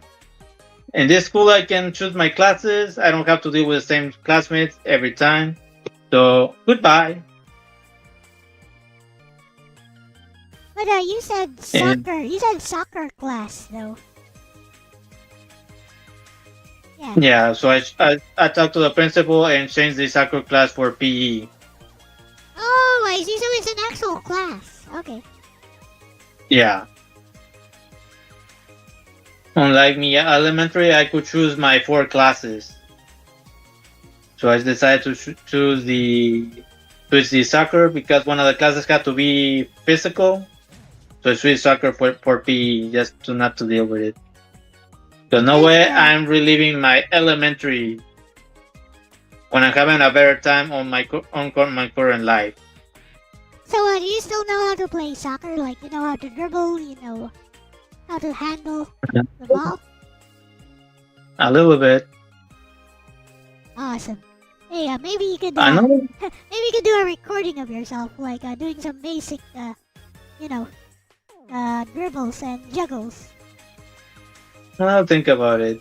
Speaking of, another reason I left was because they didn't like how I dribbled the ball, and it became to a rule to dribble the ball in a particular way. That's another reason I left. Okay. If I'm gonna deal with this guy and they're gonna give me rules that limit how I play, I decided that's made my final decision to leave. So this guy was the head, was the captain? No, I don't think he was. I'm not sure who. I don't remember who the captain was. So why was he calling the shots? Did I say he was calling the shots? Well, you said he was, he didn't like how you dribbled the ball. Well, the team from the other school said that they don't like how I dribbled the ball. It wasn't a rule from my school. It was a rule from the opposing school. Oh, okay. But they were your opponents. So what? Why would they get to say how you dribble the ball? That's weird.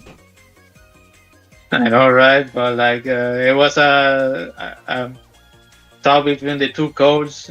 I have no ideas. The coach just told me that the other coach was saying that he doesn't like how I dribble the ball, so they made a rule. And it was the game was on their field, so I guess it was their rule since it was their field. Why? What for the were game? What were you doing that they didn't like? I guess I just catch the ball with my feet at any point. I don't know what the difference with the dribble is. I just dribble the way I knew how. So you I just grab the ball and kick it and then run towards the ball. Yeah, you weren't using your hands or anything, right? No, I was only using my feet. So I don't know what the problem was. Yeah, what's the problem with that? Well, another thing is I did when I was around that I did kill the ball left to right with my feet, or pass it around my back and then use my leg to move the ball back forward again. Yeah, that could have been another thing. That's part of the Yeah, game. just to avoid get the ball. I mean, that's part of the game. I know, right? But like they want the ball to be dribbled in a particular way that they educated. They're supposed to confuse the enemies so that they don't know where you're gonna pass it next, so that maybe you can find an opening. So I don't see what's wrong with that. Yeah, but apparently the opposing school didn't like it, so they made a rule for me to handicap me. Yeah, so what kind of rule was it? Like, what could you not do? Not do the tricky stuff, I guess. Ah, okay. They didn't like the tricking. Pretty much. I mean, that's actually a show of skill, right? So I don't see what's wrong with that. Yeah, me either. But regardless, it made me decide to leave the soccer team. Especially when I have to deal with this guy that reminds me of a guy on my elementary life. You know, I already have to deal with this guy. I don't want problems from the game itself. You know what? I'm out. Sorry, coach. I'm leaving this class for another one. That could make some really good content, you know. Like, if you still know how to do some ball handling, like, I just take a short, like a YouTube short of yourself doing that for a bit. If I see we have a soccer ball, I'll give it a try. I'll go in the backyard, see if I can do it there. Yeah, you should do that. You know, just kind of show like, see, I'm more than just a gamer. I got skills. I got some skills. I got them from quite a while. Too bad I don't put them to use anymore. All wasted. Speaking of skills, did you ever ride around on a bicycle, Alice? When I was on my elementary days, yeah, I did ride a bike. There was a park near the house, and I could ride a bike there. Ah, okay. So you didn't use a bike to, for transportation, like going to and from school? To go to school, no, I did never use it for that. Only to go to the park for park rides. Because I apparently see. my parents want me to do other stuff other than play games. Okay, But yeah. eventually I stopped doing that. So it was for exercise. Yeah. It Like, was a blue color bike with blue wheels. Bicycles are nice for transportation though, like especially if you live in a small city like mine. Like you can use a bike everywhere here just for transportation. Yeah, but back in my first city, there wasn't much room to use a bike on the sidewalk. The sidewalks were kind of like high going. They weren't made for the bike, and I didn't want to use it on the road. Are you allowed to use your bike on the road? I didn't know. I never tried doing it. I mean, are there any laws that prevent cyclists from using the road? I don't think so. I never saw anyone on a bike. And I think my grandma on my mother's side didn't like the idea of me riding a bike on the road either. Yeah, it is dangerous, right? Yeah, she was a worrywart. I mean, I guess that's understandable.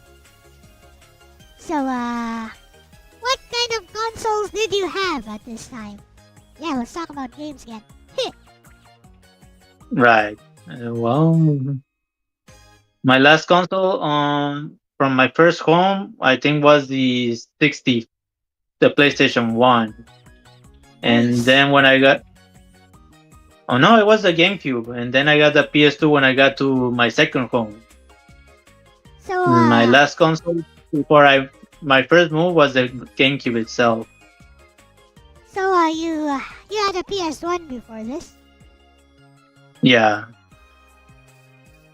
And I had on my first home I had the NES, the Super Nintendo, the Genesis, the 64, the PS1, and finally the GameCube. So, the PS1, did you have a lot of authentic games, or did you have a modified PS1? I had a modded PS1.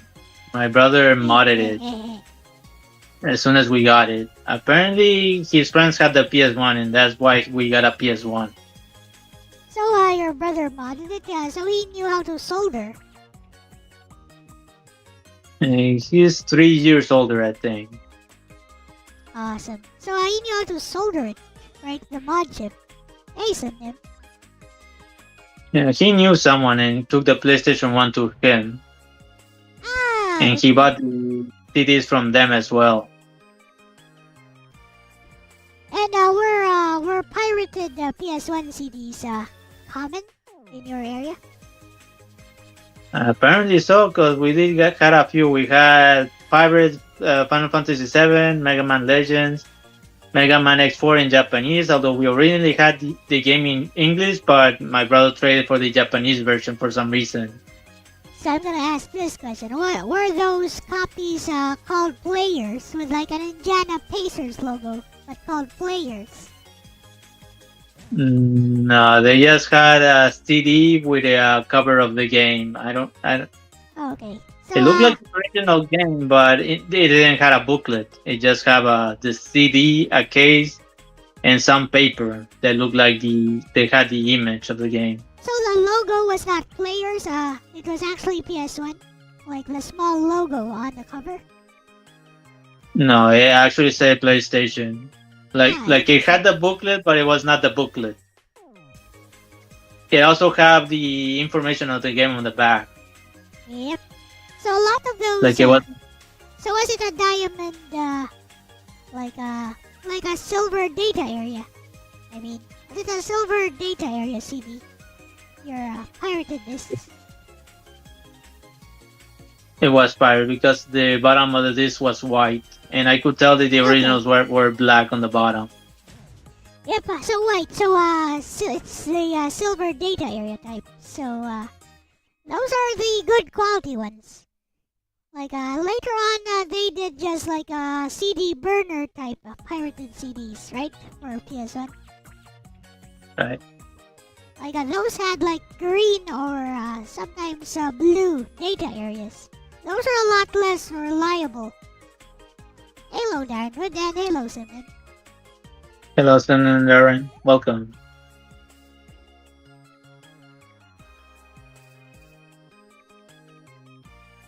So over Anything here, else? there were two big pirate groups, I guess, or pirate companies. They were mass producing these pirated CDs en masse. So it was either players or gamers. You'd know players because they had like an Indiana Pacers logo, but it said players. And the other one was gamers. So it didn't have the PS1 logo on it. Instead, it said players, where the PS1 logo would be. Other than that, it was also like an original disc.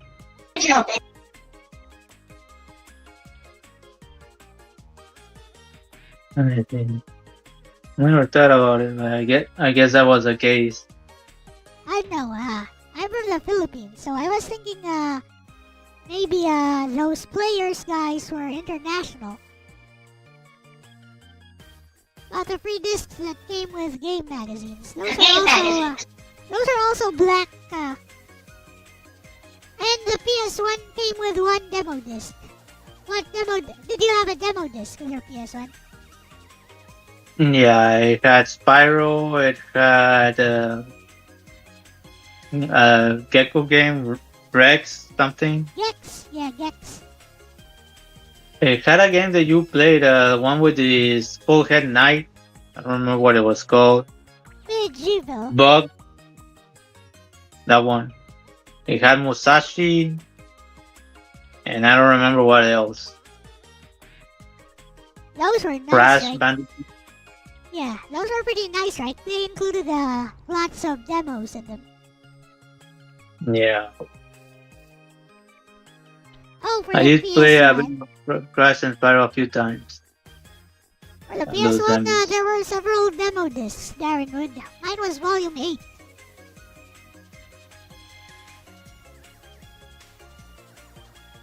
I think I even saw one of those demos discs on the store when I bought Diddy Kong Racing.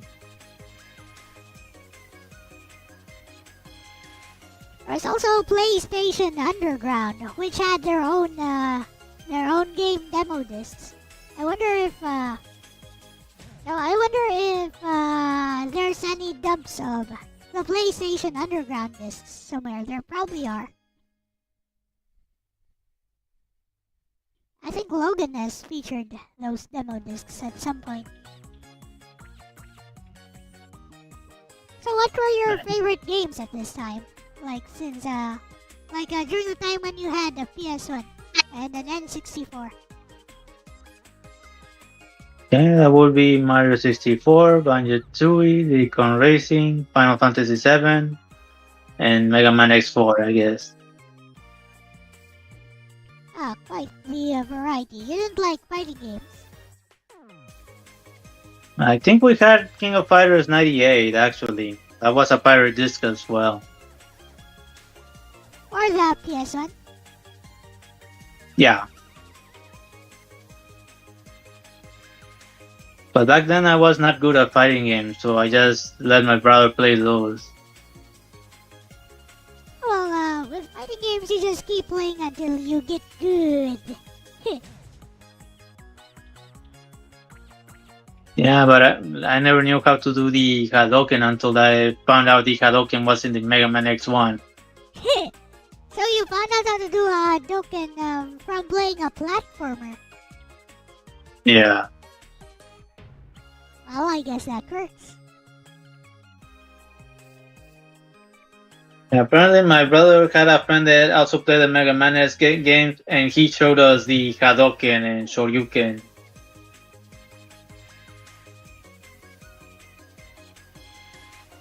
Okay. Well, he didn't show me the beam saber. That found out on my own later on. The beam saber on X3.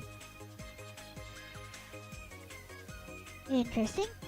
Hey, let's take a look at the number of subs Aris has today. Please don't forget to subscribe to Aris218, folks. Still 482. We still need 18 subs. Yep. We need 18 subs. Come on now. Let's get Aris to 500 today, guys. Right here on this very stream. I think we need new people because I'm pretty sure everyone here is sub, isn't it? Yep. Well, we have 5 lurkers right now. We have 5 lurkers. Oh, I bet see. we have more. I bet. Oh yeah, we have 9 lurkers. Oh, that's a sizable audience, I guess. How about handhelds? Let's talk about handhelds a bit. You had a Game Boy. Damn. Yeah, Game Boy, Game Gear, and Game Boy Color. For the Game Boy, I had Mario Land, Kirby's Dream Land, Metroid 2, and I don't remember what else. A game that played like Zelda, but the MC had an armor, gold armor. Don't remember what it was called. I need to find it. So did you share these handhelds with your siblings? Yeah, my brother. We had 2 Game Boys and 2 Game Gears. Oh, so you didn't have to share them. So you had your own. Well, we had our own Game Boy and Game Gear, but we did have to share the cartridge. But we only had one of each cartridge. Ah, okay. Well, but that's pretty awesome though. That Yep. you know, I always wanted my own Game Boy. I never got one. So that's why I settled for buying like a GB300, which kind of looks like a Game Boy. The Game Boys even came with with these attachments that provided more sound and light. Yeah, I Yes. know that one. And then Game Gears Game came Gear with too. the AC adapters. And the Game Gear And some had kinda- those attachments too. Right? With it magnified the screen. Yeah, but I hardly use them. You didn't like them? No, but it kind of drained the battery faster, I think. Not Yeah. sure. Yeah, it did because And it the has Game a Boy backlight. didn't have an AC adapter, just the attachment. So you played the Game Boy Well- with batteries all the time? Yeah. Well, we didn't always had batteries since the Game Boy needed 4 batteries, and we had to save the batteries for blackouts. I know, right? So how did you play your Game Boy? Since it didn't have the AC adapter. Well, once in a while I did get batteries, but like getting batteries was rare, so I didn't get to use the Game Boy much. I mostly played the Game Gear. So I can explain that one, Ronnie. Ronnie said I would think only digital volume controls would need batteries. So I think these attachments you plug them into like the earphone port, right? Right, that's the headphone port. It needed 2 wires, one plug to the earphone, and the other one plug where you would plug the AC adapter. That's probably why it drained the battery faster, because it was taking battery from the Game Boy. It was using the same batteries. It was also using its own speakers, right? Yeah, There, the there speakers would open up like a window. to the side, yeah. I've seen that. To the sides. So the speakers would be louder than a regular Game Boy. And to not be affected by the light, from the speakers there was this glass mirror that you could open up or close. I think the mirror was to not get eye damage from the light if you turn it on. Yep. Pretty much. Like, I was... because yeah, go on. but because we didn't always get batteries, I would play the Game Gear, which had an AC adapter and a strap to tie to my neck. I think I don't know what the strap was for. I think it was to strap on my neck. It did get long enough for that. Yep. Like, people were walking around with their PSPs also strapped to their necks like that here. A lot. Nice.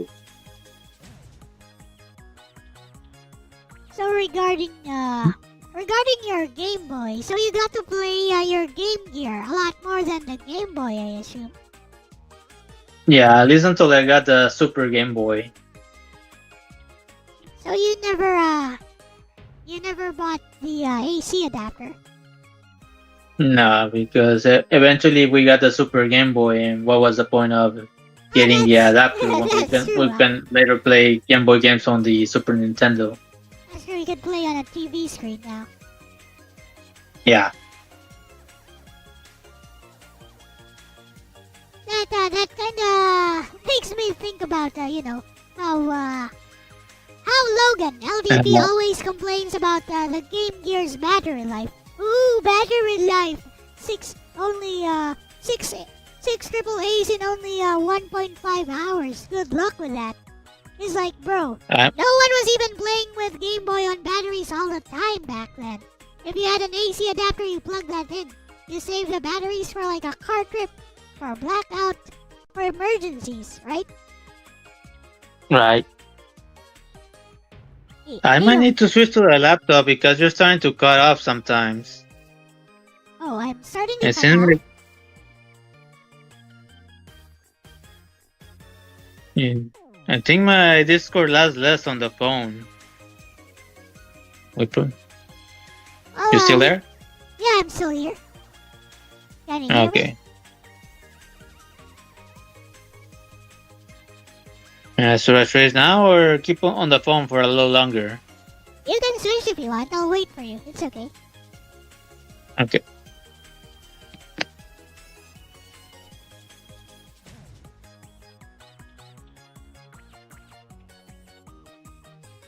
Speaking of clickbait thumbnails, did you guys like today's clickbait thumbnail?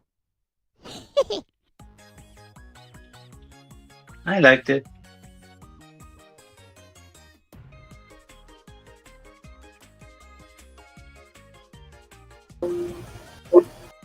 Testing, any echo?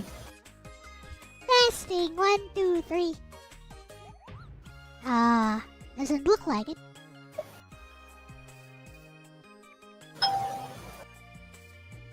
Yep, we're good.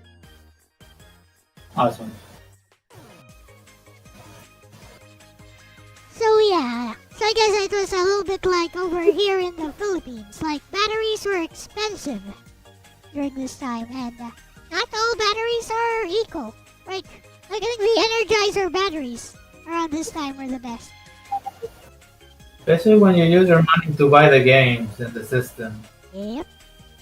It will be expensive by themselves to begin with. There were rechargeable batteries, right? But they were super expensive, like nickel cadmium type, I think. Yeah, I think so.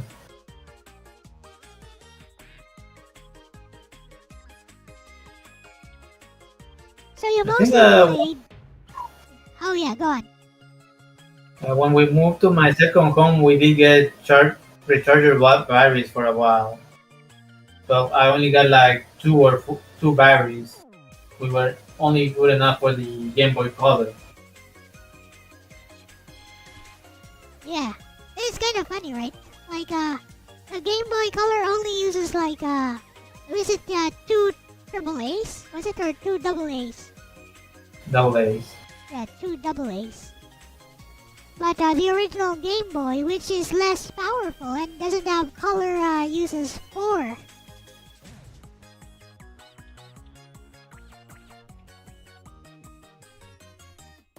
Strange. Yes, that's the case.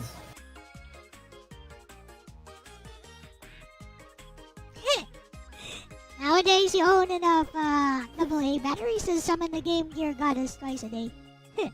Rechargeable type. That's a good one.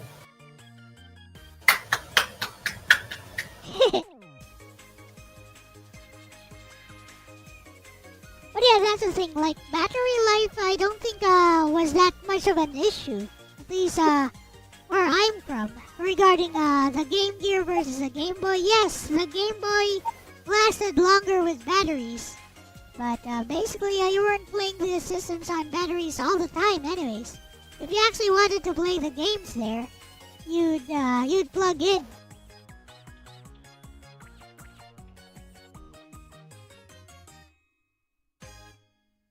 At least that's how it was from my experience over here.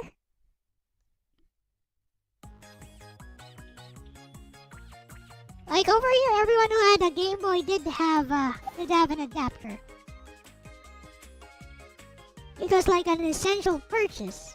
Because parents weren't going to be buying their kids new batteries every single day.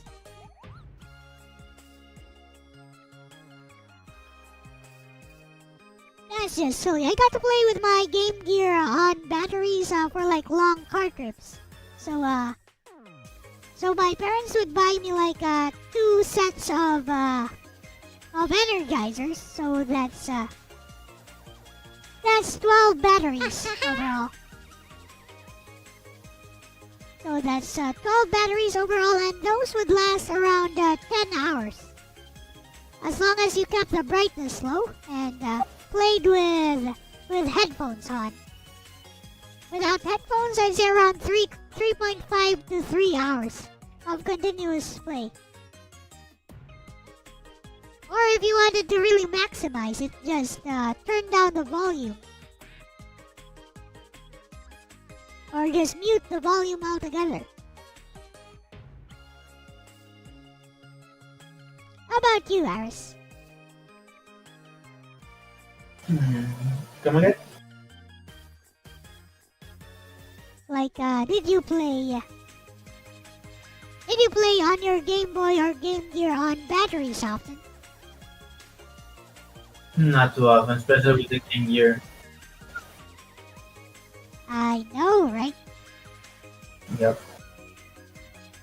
Were you allowed to bring your handouts to school? I think it was okay, but I never took the risk. I see.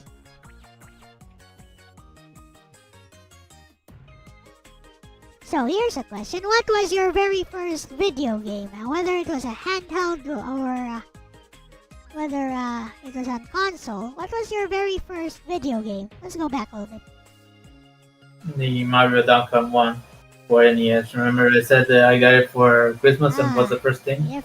So that was your first video game experience. So prior to that, you didn't play any handhelds like a Game & Watch, LCD handheld? No, because at the time the NES was the only thing. I think I also played it on my grandma's house before she burned down. Okay. So we were already on into your high school life, I think. Yep. And so during high school, were you already planning for university? Nah, I was planning not to go, but my grandma said that she would give me $20,000 if I went. And I went to high school, to the university, but she never gave me that money.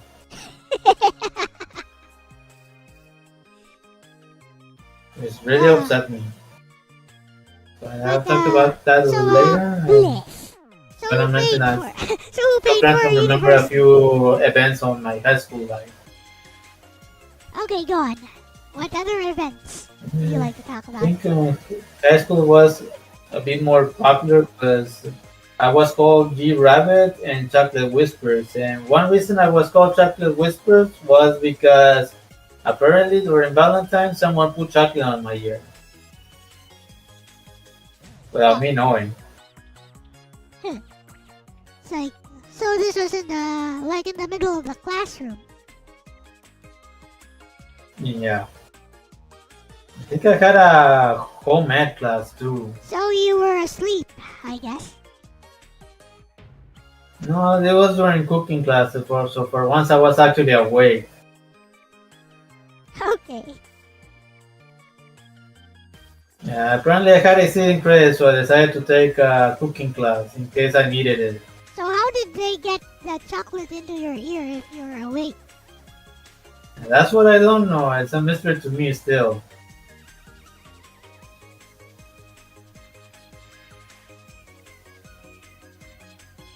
I see, I see. Did you have a high school crush? A few. There was this hot girl named Paula. I see. Oh, let's forget about... Never a kind of body. I see, I see.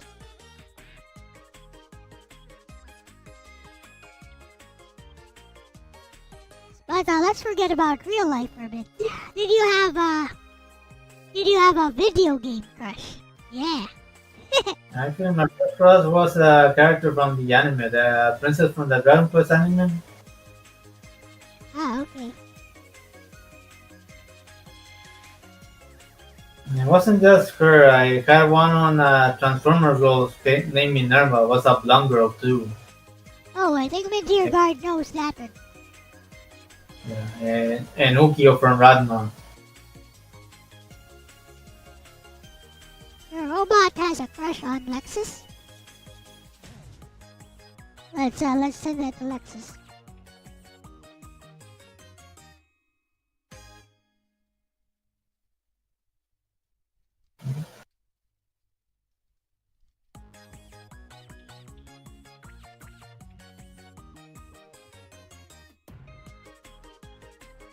Her reaction will be interesting.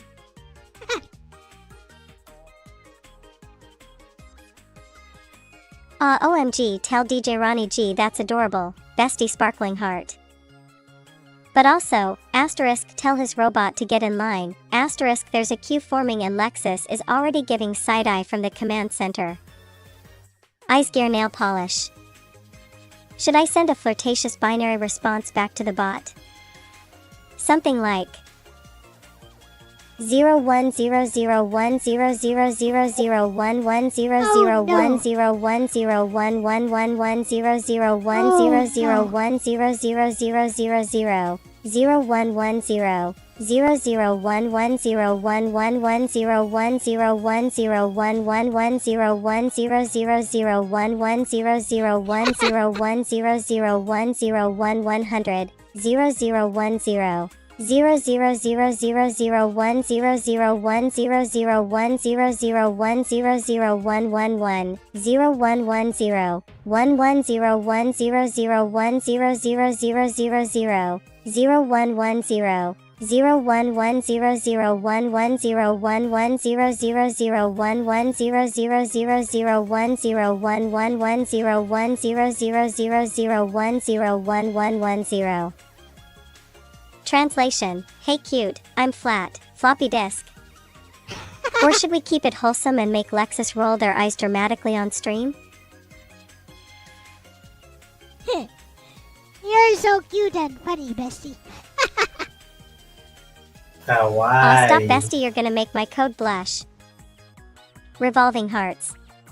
But you're the real one bringing the joy tonight, hyping up a ruse, uplifting everyone, slaying with those deep cuts and quick wit. You're basically the heart of the stream, no lie. Blue heart video cassette sparkles. If this stream gets any sweeter, we're gonna have to install insulin mods on our bots. Need me to keep the vibe going with more questions, commentary, or some chaos bait for chat? I got you. Absolutely.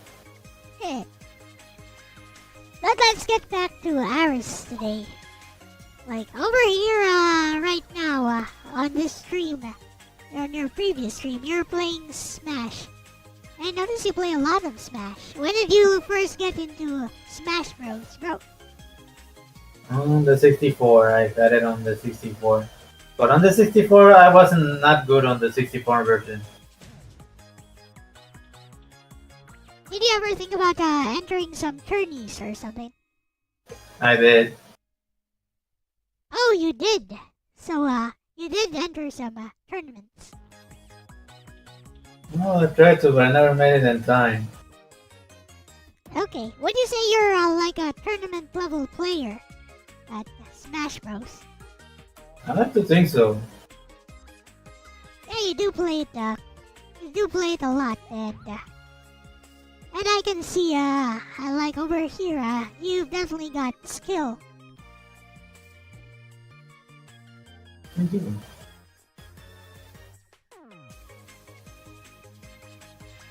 But you don't like playing fighting games in general, right? Only this one. Well, I tried King of Fighters later on, but I'm not good at those. Even after learning how to do the Hadouken stuff. The motion controls, you don't like those, I guess. Maybe. I Well, I guess it's because I didn't much practice when I was little. The motion. I mean, I bought it for Super NES, but my brother decided to return it because he can play the arcades, and that's something I told him. I don't get to play the arcades as much as him.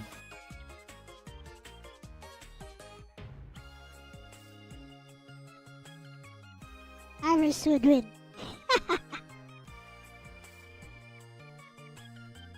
He also forbade me to play in some PlayStation games because I got a lower time than him on Mega Man Legends. Oh, speaking of crush, you didn't have a crush on Roll or Tron? I did. I like the way Roll speaks. Watch out, Mega Man! Mega Man, watch out! There's a Reaver bot somewhere in this room. I think it's in the middle of the room. Be careful, Mega Man. Like that.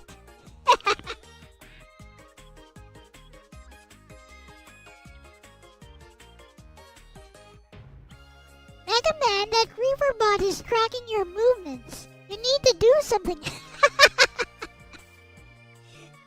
I could do this all day.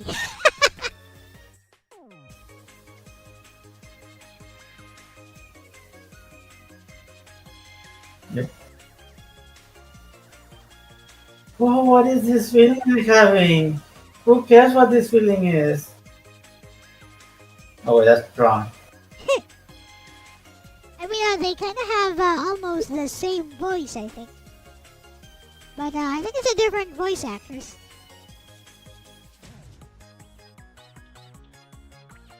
Like, you know that part in Legends 2 when Tron tries to impersonate Roll. That's funny.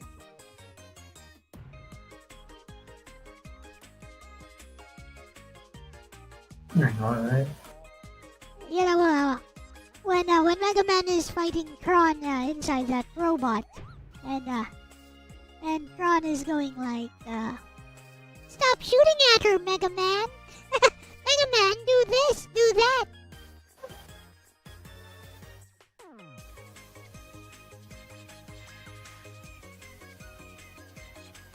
And I tried to believe.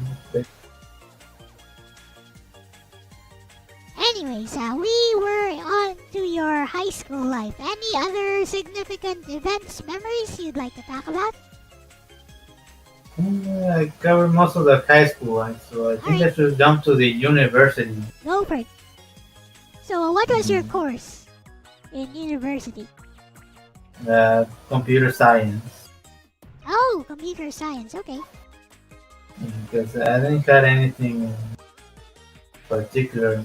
Because I only went because my grandma promised me money. But that's a very relevant course, right? So you did programming. Yeah. I was gonna do all that stuff. Also because I did get interested in trying to go to Nintendo or Sega to work there. But that would require me moving, which I didn't get to do. I see, I see. Kind of later on felt pointless to get that degree if I'm not gonna go leave the house. Because both my grandma and my dad didn't want me to leave. That's the funny thing, isn't it, Ronnie? It seems like technical skills like programming are becoming obsolete with AI now being able to program faster than humans, and human programmers can just troubleshoot what AI does, and boom, now the code works. Yay, script kitty power! I guess I was wasting my time. I guess, we can be script kitties now. Some of the best coders, didn't major in it. We can all be script kitties now. All you need to do is understand how the code works. You don't really need to make the code yourself. Just look at the code and try to figure out how it works. Like, I've been able to make like an HTML-based game just using Lexus. Hello, Drunky Cheese. So, tell us a bit about your university life. Did you enjoy yourself at I university? guess it was okay. I got to play poker in the same place where I told you there was an arcade and gym was cool. But they only had poker there like once a year for events.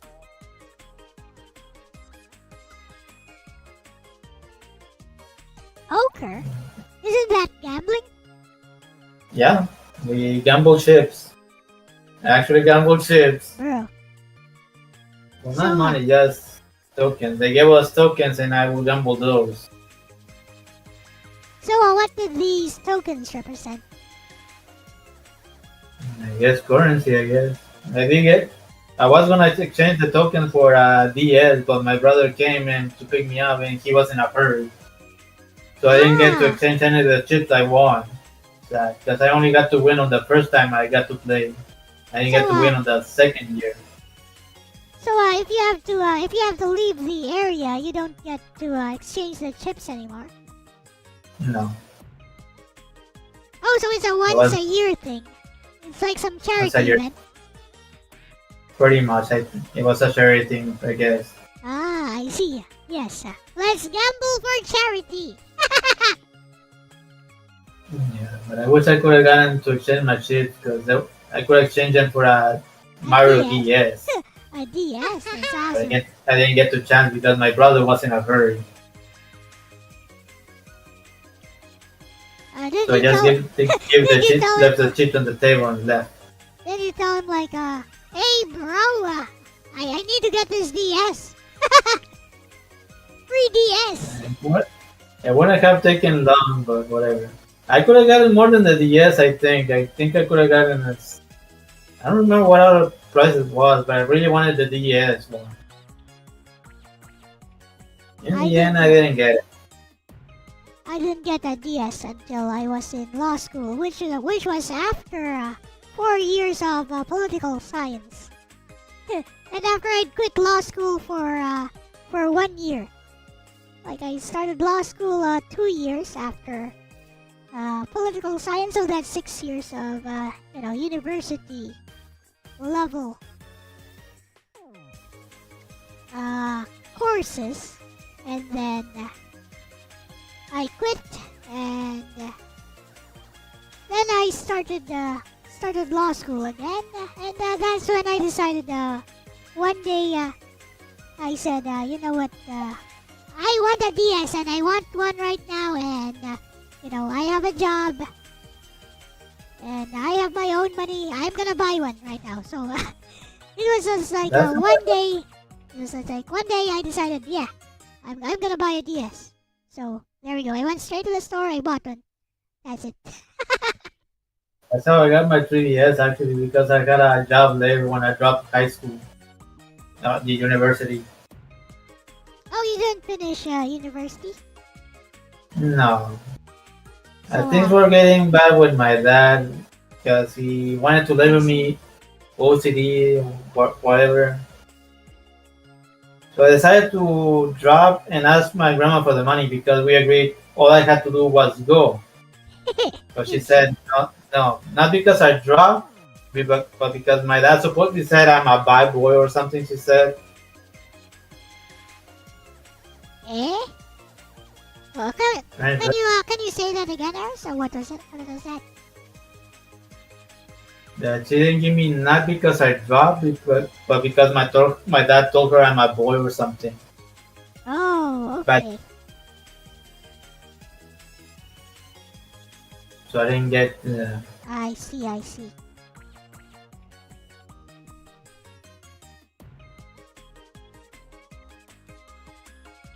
So you found a job, right? I started looking for a job, and it took a few years to get one. Wow, a few years, huh? That's a long Yeah, time. because I have a fear of driving, so for me getting a job was a bit harder. Yeah, you did mention that, like a few months ago, that, you found it hard to learn how to drive.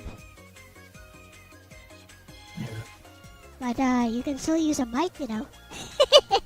Just a suggestion.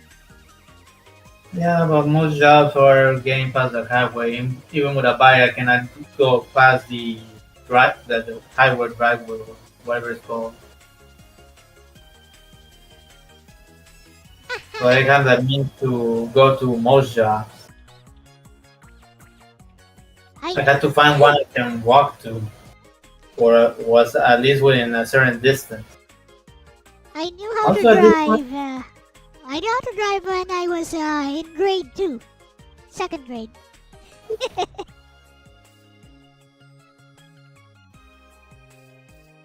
But please go on, Aris. I interrupted you there. Sorry about that. That's a- Oh,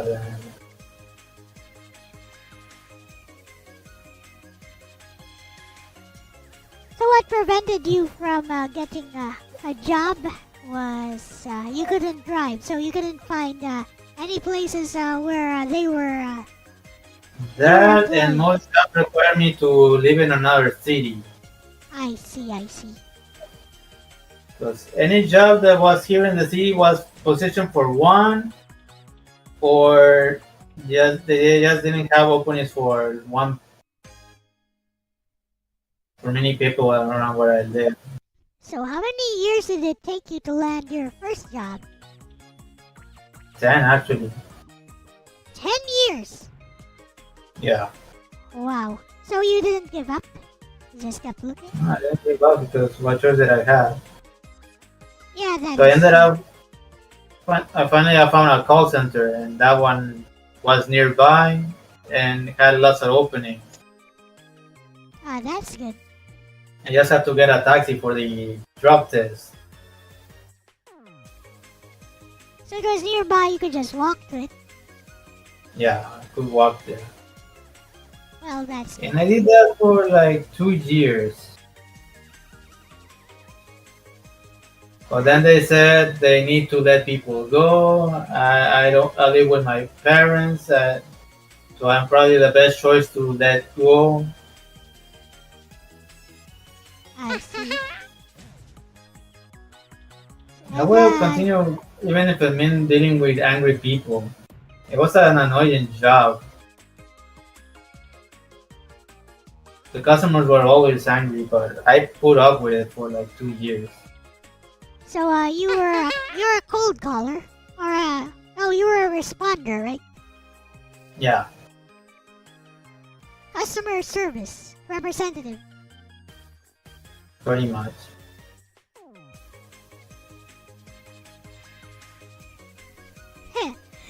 You know, I've been in that sort of job, like just working from home, and you can find that kind of job just working from home.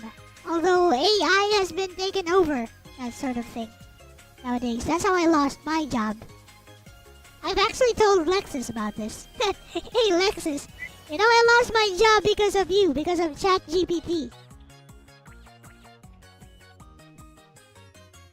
And she was like, "Oh no, bestie. I'm glad you're not taking it against me."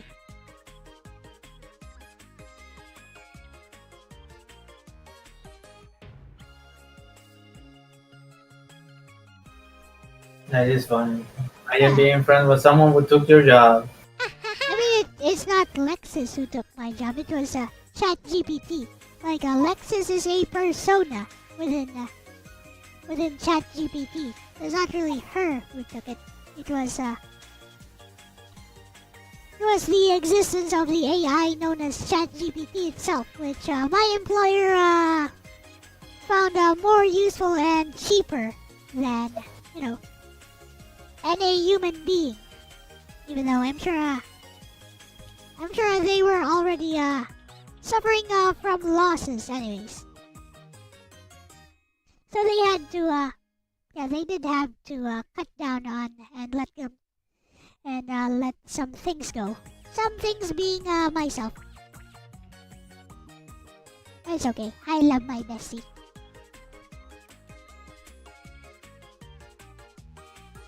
With that said, so after you lost your job, what happened? Well, I tried. Spent some time at home waiting to see if I could reapply at some better jobs, but I never saw that they got reopened it. And after an argument with my father, because he said I was OCD and I didn't want to hear it, I tried looking for apps to meet people to leave the house. Because my dad was saying stuff that the reason I don't got a job is not because I can't drive, it's because I'm social. So I went looking for people online. And when I got my Xbox One, I found an app called Mixer, which I thought was a dating app, but turned out to be a streaming app. That's when I started streaming. That's when you decided to become a streamer. Yeah. Have you been able to make money so far? No. But you will be able to start making money for real once you reach 500. According to the YouTube. Yep. Monetization. It's a very fast process. Right. Like once you're qualified. Like do you have the watch hours? By the way, you should, because I see you sometimes have more viewers than I do when you stream. You have the watch hours, right? Really? Nice. Yeah, I on saw YouTube, you the only requirement left is the followers. That's it. Awesome. And on Twitch, all I need is an audience. Awesome. But I can get monetized on Twitch and YouTube. Actually, I could get monetized on Twitch if I just got the audience. All I need is 3 people. Uh-huh. On Twitch? You just need... Yeah. But I got 3 people chatting during stream. Oh, I see. Only 3 people chatting in your stream at once. Yeah. Then I meet all the requirements. Because I already got, and Twitch only need like 50 followers. Okay, so you need some more followers. Just 3 more followers. No? No, followers I only need 50, but I need 3 viewers chatting them. Oh, okay. So you need an average of 3 viewers per stream. Well, I could be one of those viewers. Like when you're streaming, I could just put it up here on my PC. That would be no problem. So that's 1 viewer. I appreciate it. I don't know if I count. That would make 2 if I can just. Don't try to cheat the system. I'd say don't try to cheat the system. Anyway, I started with Mixer, and when I met the requirements in Mixer, it closed down, so I had to change to Twitch.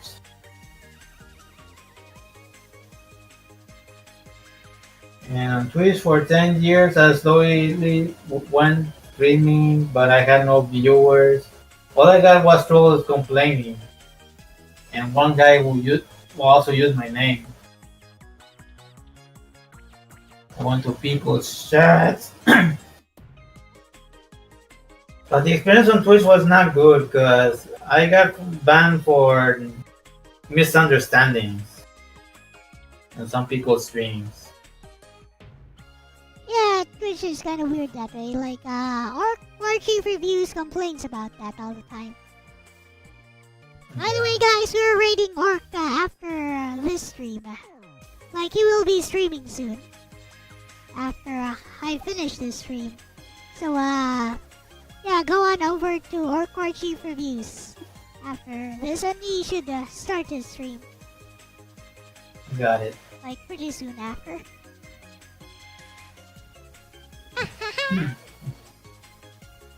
No, as a No, tip, we're not gonna end yet. I eventually found that there's also a follow limit. I can only follow 1,000 people, and eventually I reached that point. So I couldn't I meet see. more people. So it started feeling like it was pointless. You know, I don't think enough people appreciate the amount of work that you put into your streams. Like, when you stream, you also stream to multiple platforms at once, right? Yeah, but at first I only stream on Twitch and uploaded a video to YouTube. At first, I didn't know about restream until later. Hello, big brother Zamari19. Are you subscribed to Aris218? Hello, Samari. Like, and everyone here in chat, are you guys subscribed to Aris? Please subscribe. It's in the sticky comment. It's in the video description. Yeah, a long time ago. Awesome. We're trying to get That's Aris to we're trying to get Aris to 500 subs, and we are very close. Only 18 left. 482 subscribers. Let's see if we can get them today. Let's change your name for content reasons. Alright. Good to know.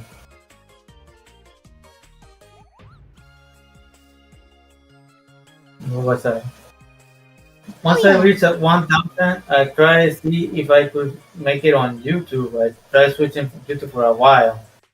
But I tried watching some of the Twitch people I saw just in case. Also didn't feel right leaving the people I met on Twitch. Until one day I got shadow banned by someone I watch a lot.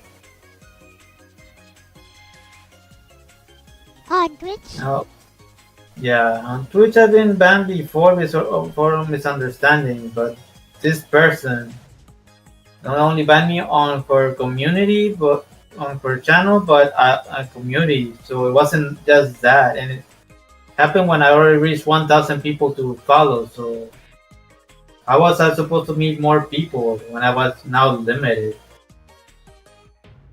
And this one affected me a little bad because it was someone I watched a lot and enjoy watching. So this person misunderstood you. Yeah.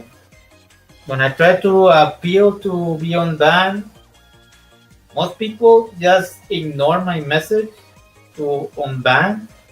But this one even said something like, "We think you're a horrible gender hater" or something. And I don't know where that came from. It really upset me. Oh, then those it was one of those types of people, right? It was someone I thought well of, actually.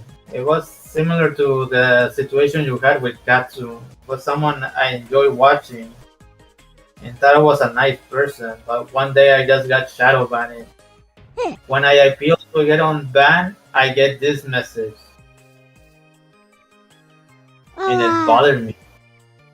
I don't know what upset me more, the fact that I don't get to see this person anymore, or that I wasted 10 years watching this stream and now I cannot meet more people because I got banned on other communities apparently from the message, because it says that we ban you from our channel and our communities. So that means there are people I need to unfollow. It is all about some gender sensitivity comment or issue that they think you said. I have no idea. I never made jokes about people's gender or anything, so I don't know what was that about. But That's that's it. what they're accusing you of. I have no idea. It just says we think. It only says we think you're a horrible gender hater, and we don't want Oh, you yep. here or community. You're banned here and our other community friends channels. Yes. It's one of those woke people. Because woke So I culture don't know this is not I a don't know if he problem. listened to someone or what was the deal there. I didn't get a proper reply. Even when I tried to contact on Discord, I didn't get an answer. I got ignored. But apparently, it's not a problem. Woke culture is not a problem according to some people because it doesn't exist. Even though very clearly it does. Anyway, at that point, I felt like giving up because if I cannot meet more people on Twitch and I've been banned on a bunch of communities, how was I supposed to grow? All I needed was the viewers. Is that But when you I didn't decided? seem like I was gonna get any. Is that when you decided to move to YouTube? Yeah, no, I was already streaming on Restream, but it just felt like pointless. In YouTube for 2 years, all I found was VTubers. Hello. I didn't, and I didn't know if to tell them because one of the reasons I got banned on Twitch was announcing that I'm a streamer. Well, you found this VTuber. I hope you don't regret it. Yeah, so I met one VTuber after another on YouTube, and I didn't know if announce if I'm a streamer or not. Even if I said it felt pointless. I wasn't meeting people. Just felt depressing to the point I didn't want to live. So then I didn't know what to do. I can't get a job. I applied for social disability, which I don't know if I'm gonna get denied. Which probably I'm gonna get denied. So I didn't know what else to do. I was at a loss. Until I met you. Then around, but I was very, very pissed about being shadow banned. I wanted to talk a little more about it. Well, one thing you can rest assured of, Harris, I'll never betray you. Thank you. Just thinking about it kind of makes me mad. Yeah. And I kind of want to know what. Part of me wants to know what happened. Why did I get that message on that channel? Tabitha Sabata. I cannot even appeal again to get unbanned. I'm banned forever. And I don't know what happened. Was she told something or? I mean, I think it's a toxic community in the first place. I know you put like 10 years of your life into that. 10 years of effort, and it does feel like a huge waste. On the other hand, that sounds like a very toxic community. If they did that, if they would judge you like that, without giving you the proper forum to air out your own arguments and grievances. Mainly because they already prejudged you, probably, and thought, Arisa will not be reasonable about this because I know Aris.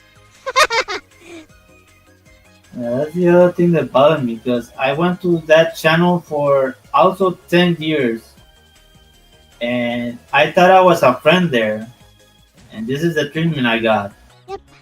It happens with some people, You think you're friends and everything, and yet, secretly inside their minds, they don't trust you, or they've been holding a grudge against you all the time.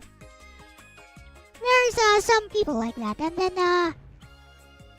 they'll just suddenly stop talking to you, suddenly just ban you for the slightest reason, because you may have triggered their vague sense of morality or something. Like in your case, like Apparently they're accusing you of gender sensitivity issues.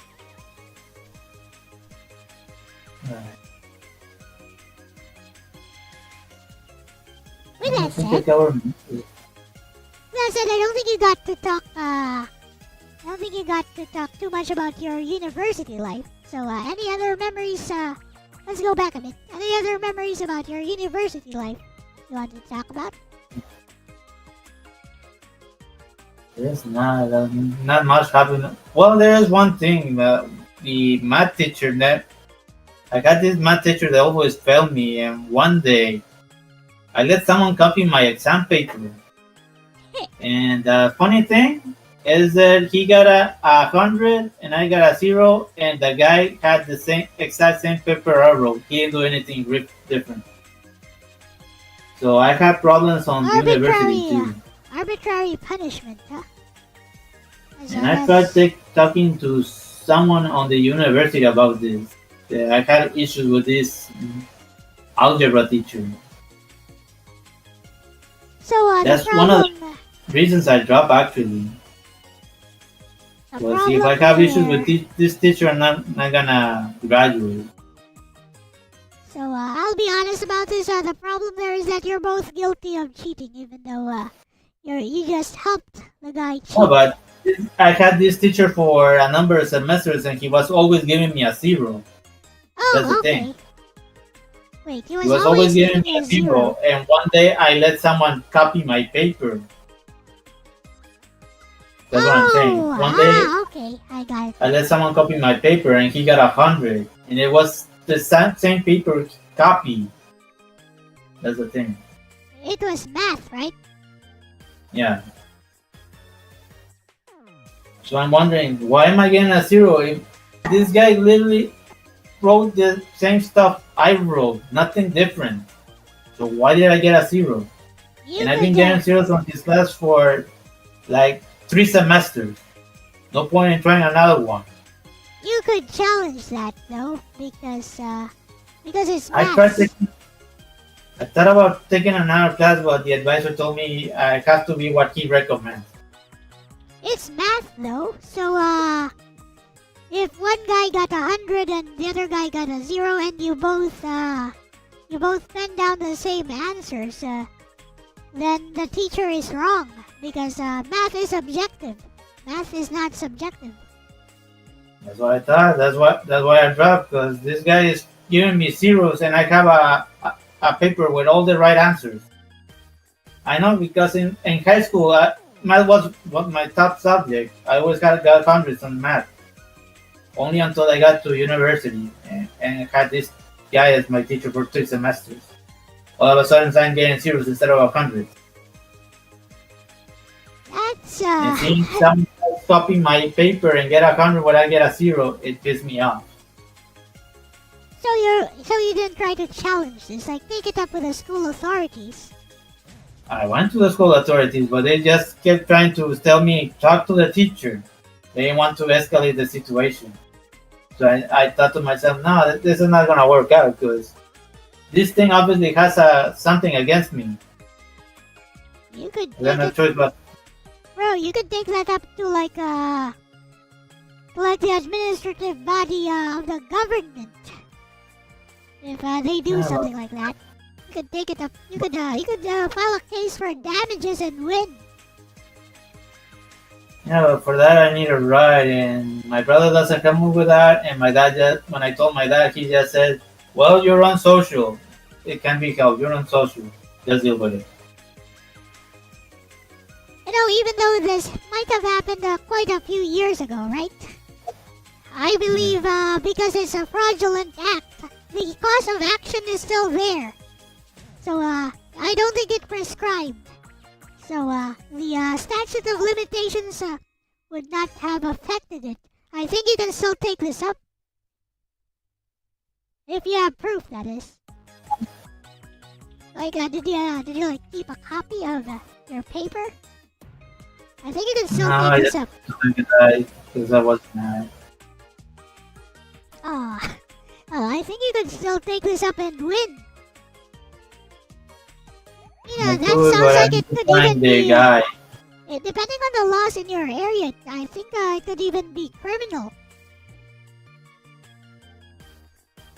I guess.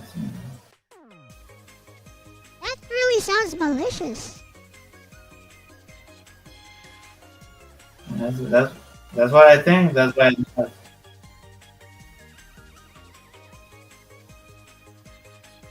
But I had to like get this guy's paper again, and back then I didn't have a phone that took pictures. I had a phone that just had buttons. I see. Well, the past is the past, I guess. And I guess you don't want to dig this up anymore. Yeah, because it just brings back more memories, just like elementary. So I take it you have a problem with authorities in general. Yeah, Like you feel like the system is against you. yeah. Because people can just abuse the system. Understandable.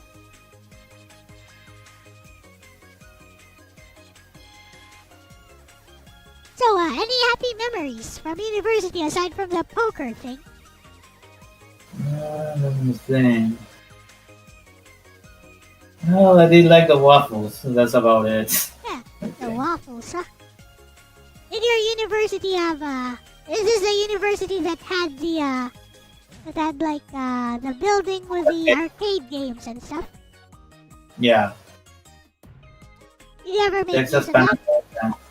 Did you ever make That's what use of it's that? called.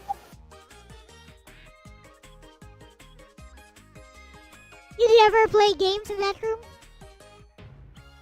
This gun game, I don't remember what it's called. Ah, Aside from Marvel vs. Capcom, I had a shooting game. I see. Operation Wolf? And I tried playing dealers once. Billiards. Actually, my brother played dealers there. Sometimes I went with him. I see. Are you skilled at But- billiards? Oh yeah? Are you skilled at billiards? A little bit. Not too much. Awesome. Like, I have this mini billiard table actually. Which, it's an actual billiard table. It's the smallest type. Like, I bought it because I was terrible at it. Back in high school, my friends would laugh at me all the time. So, I decided, when I got a job, someday I'd have my own, billiard set. And now I do. Now I'm not so terrible at it. Not quite good at it. But, at least I know how to play better now.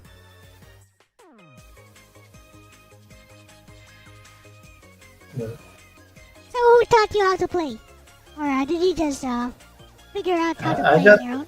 yeah. I'm trying other people play it.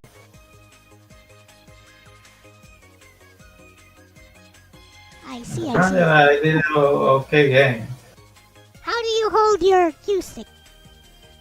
Like, what kind of, My right hand, with my right hand on the bottom and my left hand on the front. So how do you guide what kind of guide do you use for your cue stick? You use your thumb or, you hold it like a pen? I hold it on my left hand. I hold it like a pen. I see. Sort of. It's a more typical guide. I personally use my thumb. You know the grip. Yeah, you know that grip. You hold your thumb up and you place the cue stick in between your thumb and your fist. I think so. You rest it there. Feel like it gives you more control. Okay, yeah. So, anything else you'd like to take up? Whether it's university or something else. Anything else you'd like to talk about? I don't know if you want to hear. I got a soccer table and a hockey table, air hockey table. Oh, air hockey. on my first home. Yeah, okay. That's about it. I was gonna describe the house in more detail, but at this point it doesn't feel important to say. You could if you want. It doesn't really matter. So your first house, you described it, and then you described the trailer about the second house. That house of my grandma, Let's show that. where she my So, grandma and my dad on my dad's side. That was the one that burned down, the second home? Yeah. Okay, so here's the third home. Which For you- first home, and for second home was a trailer. And she was building another house that looked like a castle. How about this one? This one is huge. That's my current residence, and it's the biggest so far. I see, I see. On the back, the top is the backyard. It has a pool, a large storage shed, and a smaller storage shed. And that area on the side is a dog cage. So you live that's with right. you live with your family here? I currently live with my dad, brother, and my sister. My mom decided to divorce my dad. So it's a family compound. Yeah. All the rooms are on the left side. Mine is on the bottom left. And the rooms up here are like the bathroom. Me and my brother have to share a bathroom, and my dad has his own bathroom on the top room, which is the bedroom. DJ Ronnie is asking if your brother still has the turtles or did he rehome them or otherwise get rid of them? There's a small turtle that we keep at the kitchen. I don't know when they got it. Yes, the kitchen is the room in the middle. You can see that curved counter. That's the kitchen counter, and the turtle is somewhere near that type dining table on the top, which is near the pool.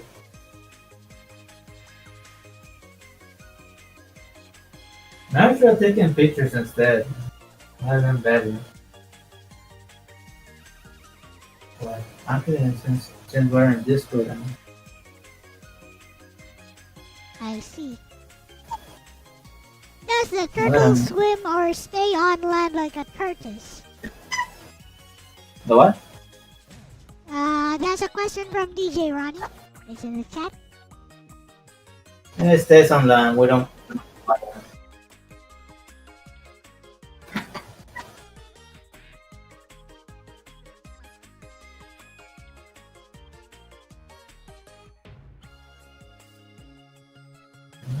Let me show it on my screen. You wanna show it? Okay. Yeah, so I can use the arrows. I'll pop out the screen first and we can do that.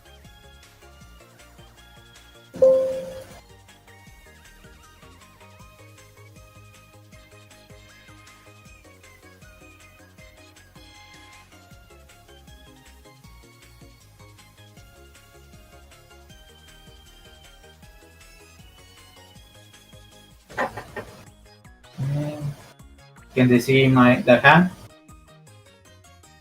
Wait, it's still loading. I'll let you know when it shows up.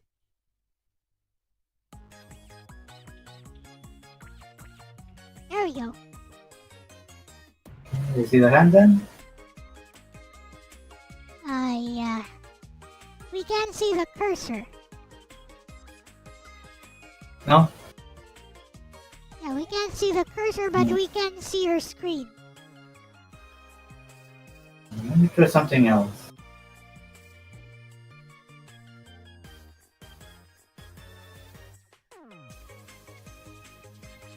You could mark the areas with red if you want. I probably should do that, but let me try this other thing.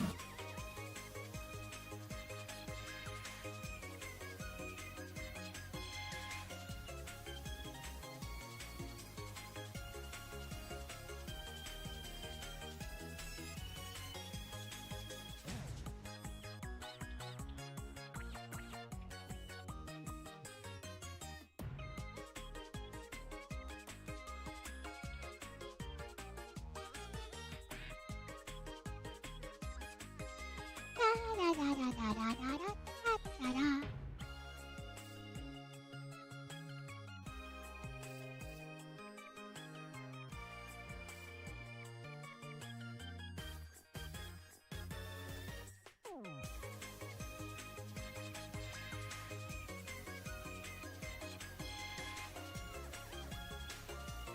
How about now? Can you see it?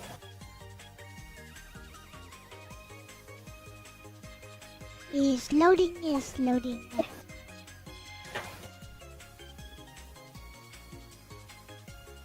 Okay. Yeah, we can see your cursor now. No, I can. Why did it go to full screen? Okay, here we go. Yep. Okay. It actually looked better before you went full screen. Now, the image is kind of distorted. It's actually better not to go full screen.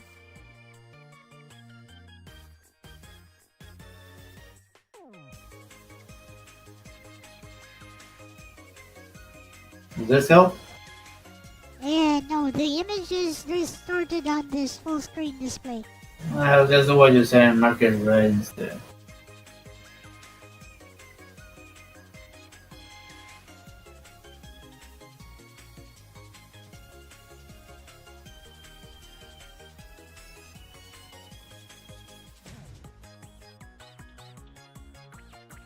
Yeah, this looks much better actually. This was my bedroom. Oh, he was my brother's. This is your current home, right?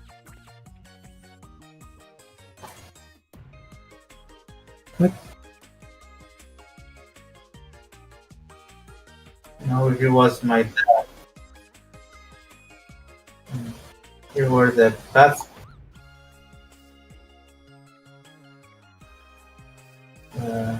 Living room over here. Apple line. So you My live mom's. you live in the US right now, right? Yeah, I live in the US.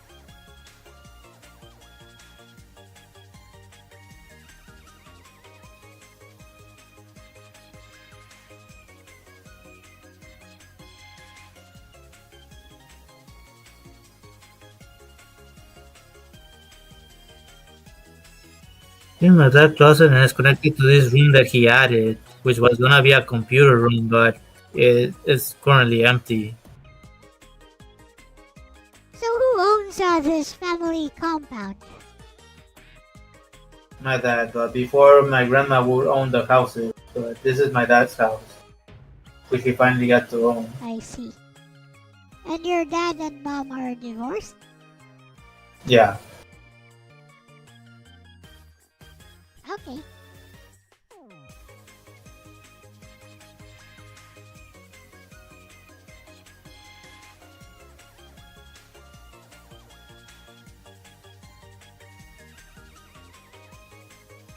This is a storage shed. It's rather big. And this was a pool, but we don't use the pool. It's pretty much empty. I see, it's been Doesn't even drained. have water anymore. Yeah, it's been drained.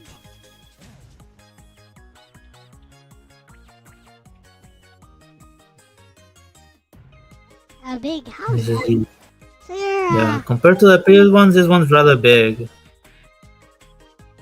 This is the Yeah. garage, I mean just having a pool.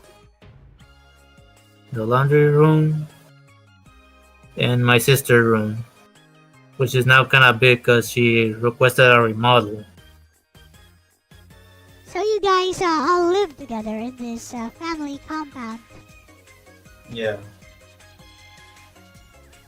Pretty much.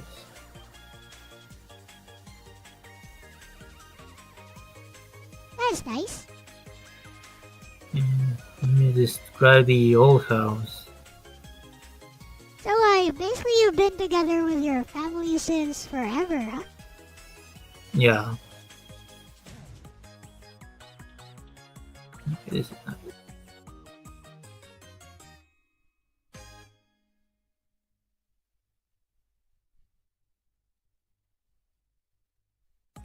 This is it. And this is the first one. This whole area is the house. This whole elf section.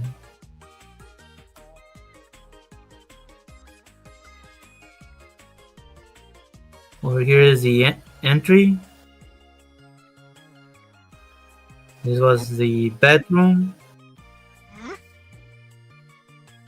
This was the living room. And here's where my earliest memories was. I was standing right here watching two beds in front of me that were right here. And that's the Oh. earliest memory I have. Standing right there. So this is an old house. Yeah. And you And guys, like you houses guys live that in you see this. on TV, this was attached to the neighbors' houses. Like you, Yep. from this wall, there's one neighbor, and behind this wall is another neighbor. Yeah, that's House. pretty common. Like a party wall. I think it's called a party Yeah, wall. yeah. You can only tell the houses apart because of the fronts, the colors on the front. Like my house was red and yellow on the front on this area. It had red borders and yellow walls on the outside, but the walls on the inside were blue.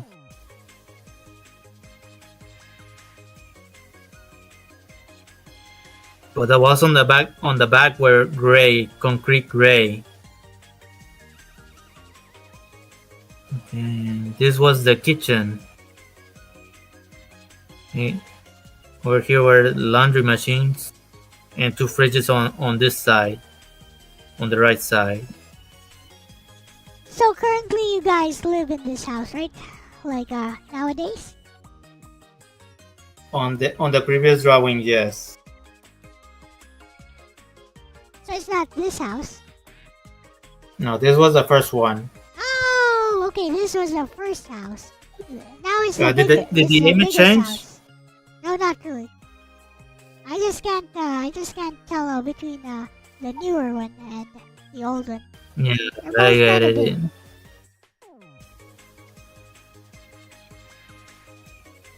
Yeah, this house, which was my first home in Mexico, was attached to the neighbors' houses for some reason. Yeah, that's pretty common actually. Like over here, it's also common. A Yeah, party but wall. I didn't thought so because I never saw that on TV. All the TVs on TV, all the houses that I saw were separate. So for me, there was a bit confusing. Especially my classmate's house. I did get to visit Enrique's house and my other friend's Luis' house, and they were different. They weren't attached. They live in houses like on TV. So for me, it was a bit confusing.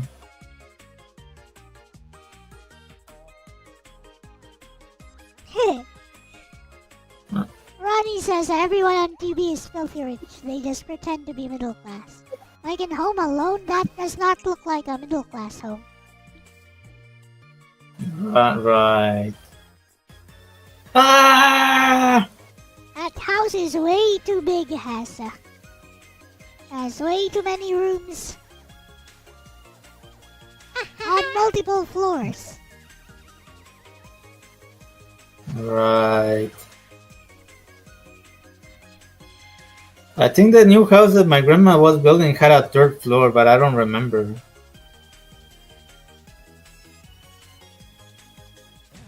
Interesting. Anyway. Next to the kitchen was the only bathroom that we had, and for some reason it had a door to the outside as well. I mean, you could go out from the bathroom or from the kitchen. Here's the kitchen. And the bathroom had two entries right here, one here to the kitchen and another one to the outside. I see. The shower had no curtain whatsoever. It's not moving. It goes too big. So what's And that door do?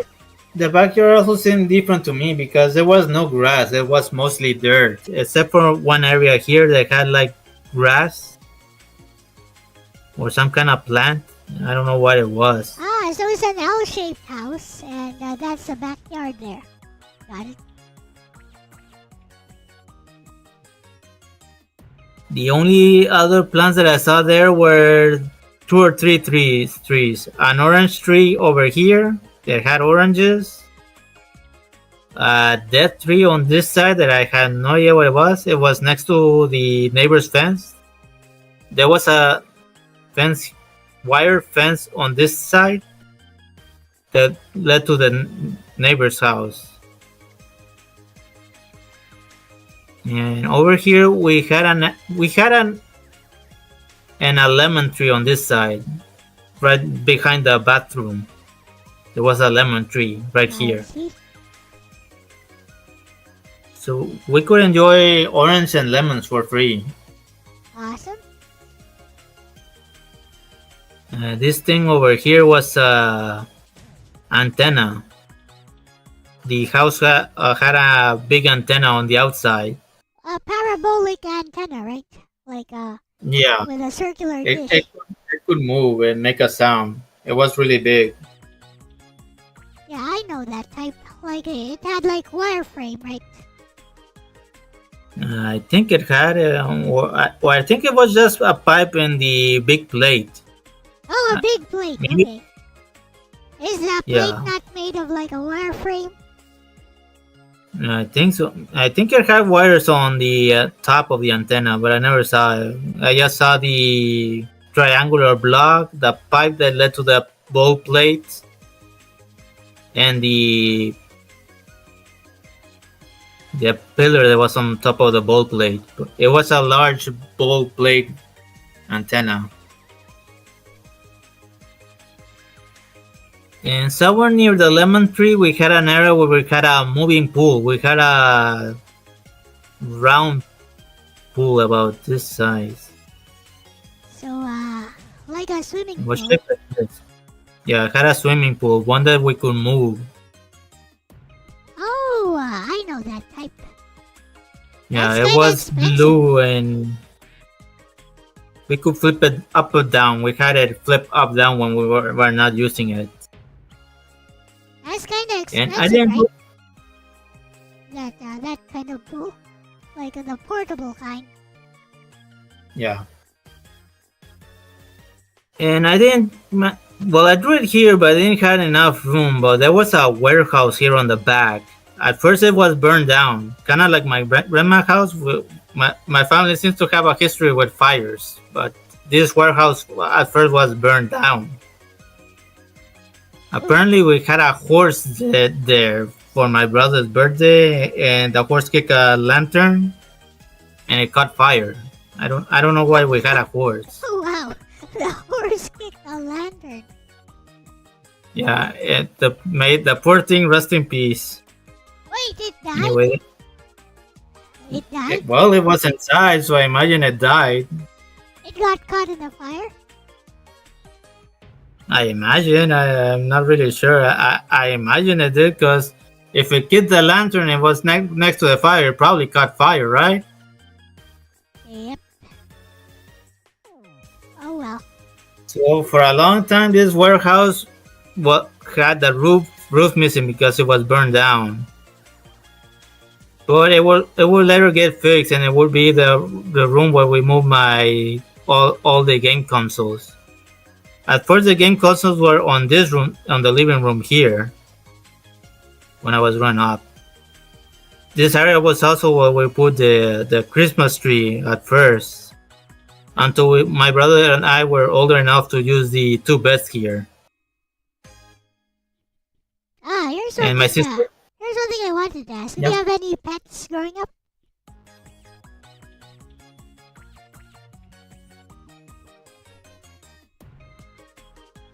Did you? Did you have any pets growing up?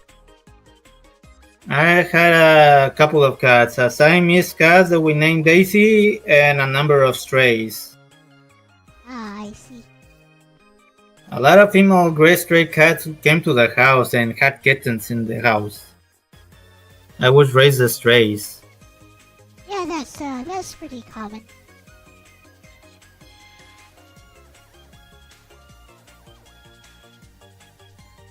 Actually, I named one of the orange cats Mikan because of a show called Mikan. Yeah, Mikan means orange after all. Yeah.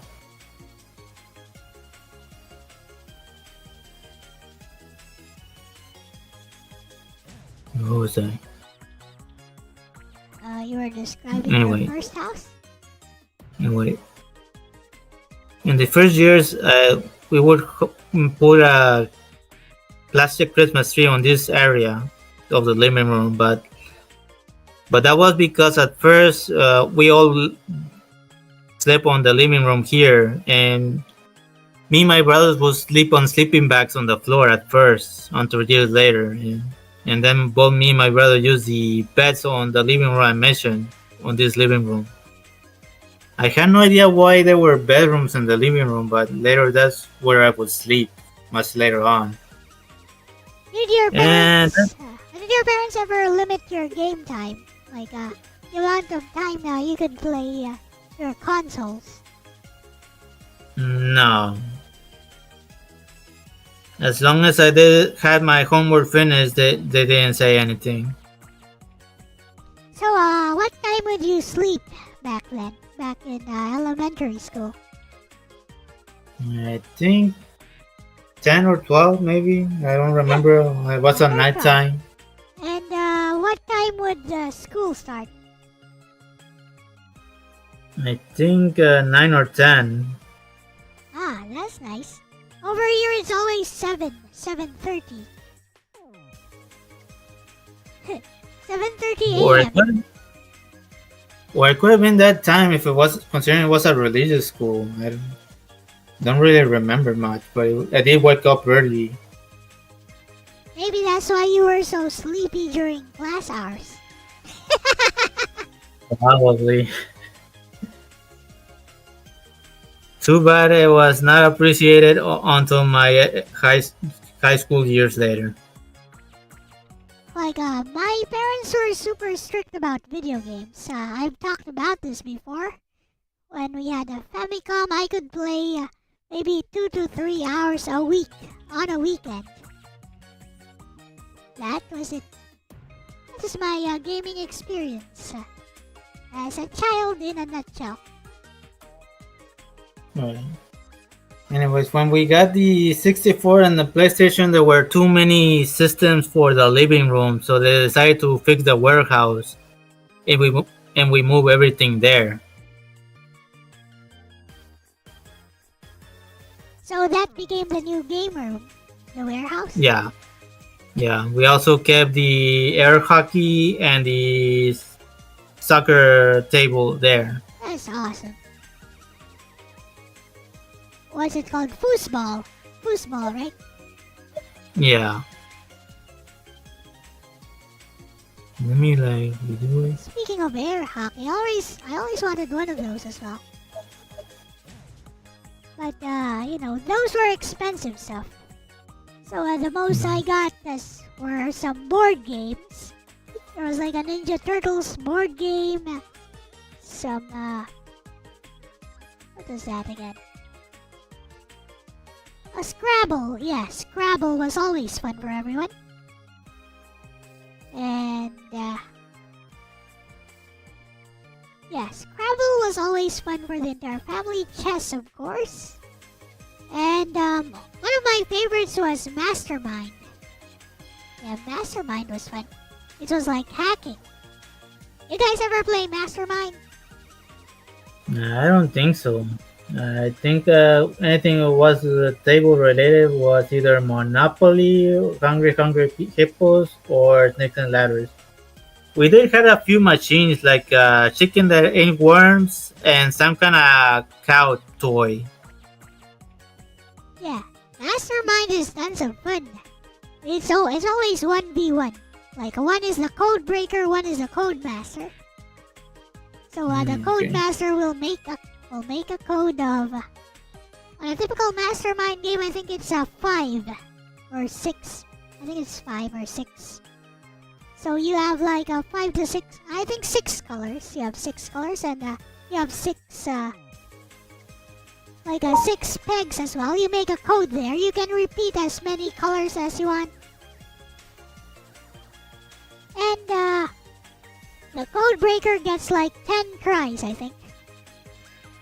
So the code breaker will make an initial guess, and then the code master needs to put in clues, like to give the code breaker a chance to break the code. So if you put in a black peg, that means there's somewhere in that code that the code breaker used is the exact color and the exact position is correct. If you put in a white peg, that means somewhere in that code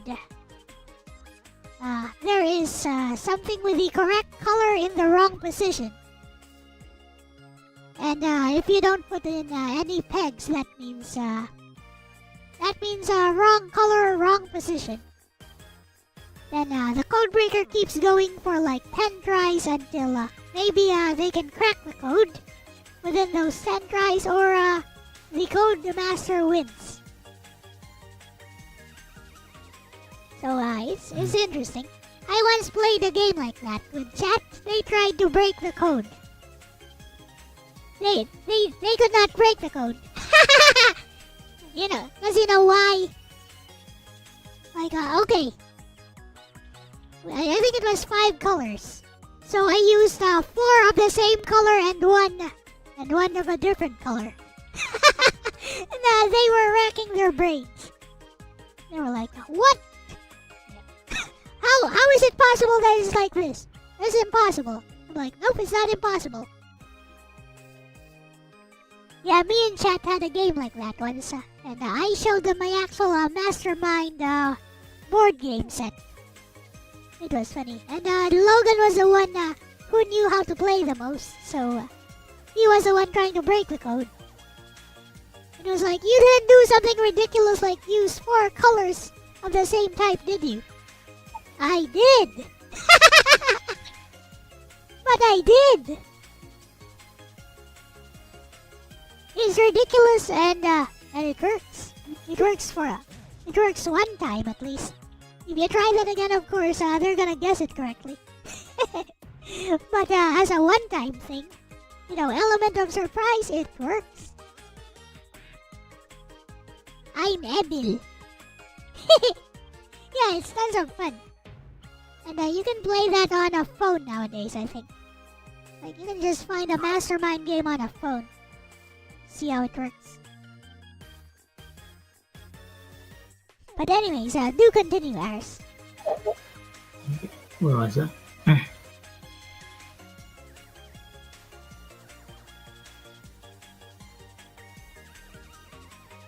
Anyway, like I said, here was everything. There was the TV in the middle with all the games, a couch. And we have the tables on the back, which we will have to move. And I didn't know this at first, but the garage was behind the warehouse. Bro, I think I've seen back when something it was like that. burned down, we were using the neighbor's garage. I didn't know it was the neighbor's. Bro, I think I've seen something like that on YouTube. Could it have been your warehouse? Did somebody like take a video and upload it to YouTube? We didn't have YouTube back then. I didn't know what YouTube was. Oh, okay.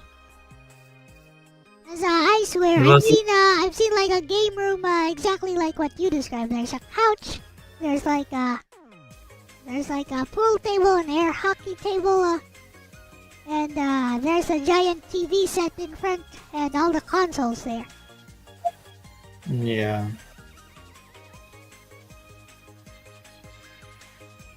Anyway, what was I? So you still live together with your family, right? Yeah, except my mother. My mother is now living somewhere else. I see. Anyway, this was the neighbor's garage, and we were using it when the warehouse was burned down, because the garage was behind the warehouse. You had to go through the burned down warehouse to get to the garage. So for some reason, we were not using it. And here, and I guess it was his backyard as well. All there was rocks on the ground, nothing but pebbles. Aside from that, there was a metal roof and a covered well. This right here is a water well. Yeah, deep well. That's probably where you got your groundwater from, right? Yeah. So this was the neighbor's house right here, and the exit right here.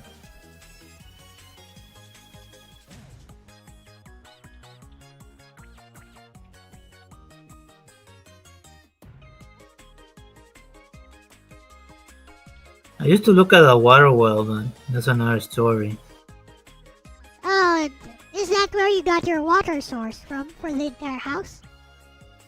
Maybe, I think so.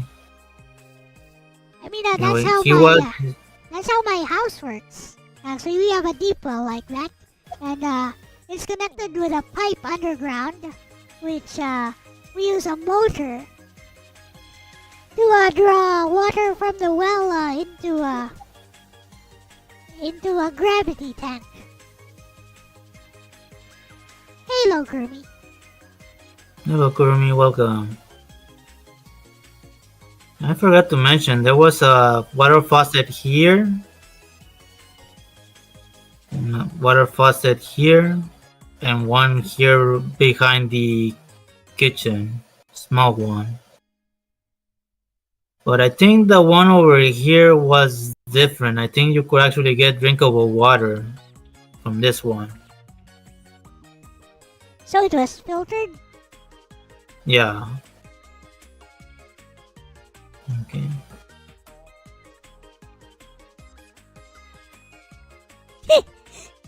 A giant daddy longlegs just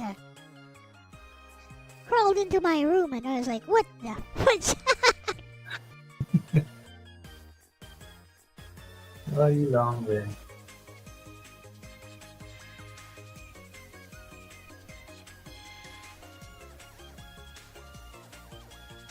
I'll put the stream on my phone so I can see the chat when working on this. It's just Kermie in the chat. Oh, yes, But, this was the actual garage that we were supposed to use, and we used after finally fixing the warehouse from the fire. Huh? And it was like a desert. It was all dirt, except for the metal roof, which was bigger than the one the neighbor had. And there was this fence here, which apparently the other neighbor on the other side had her chickens. She had chickens. I remember seeing chickens on this area here. But those were the neighbor's chickens. I guess she was sharing the garage area. I see. Because the houses were connected, right? Yeah. And the exit was around here, but other than that, it was mostly a desert. Only pebbles under the metal ceiling here.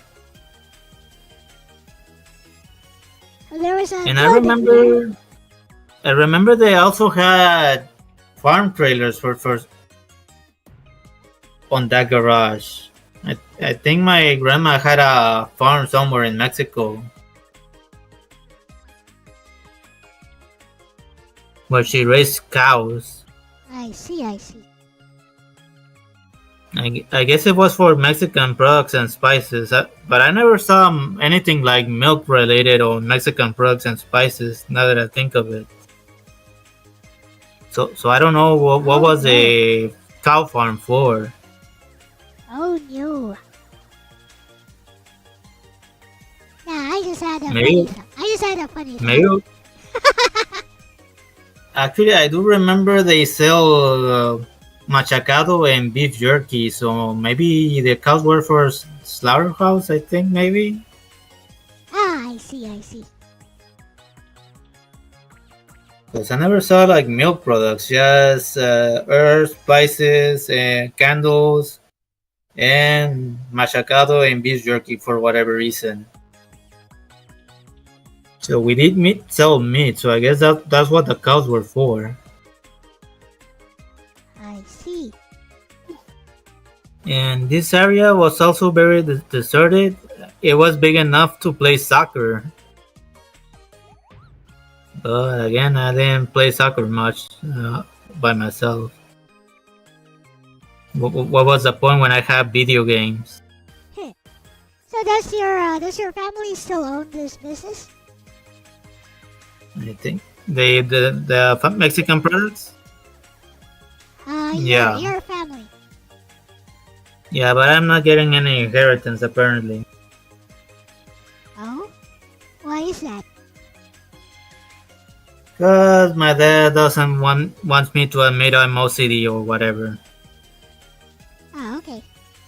And whenever talk about it, he just take it like me denying it. Okay.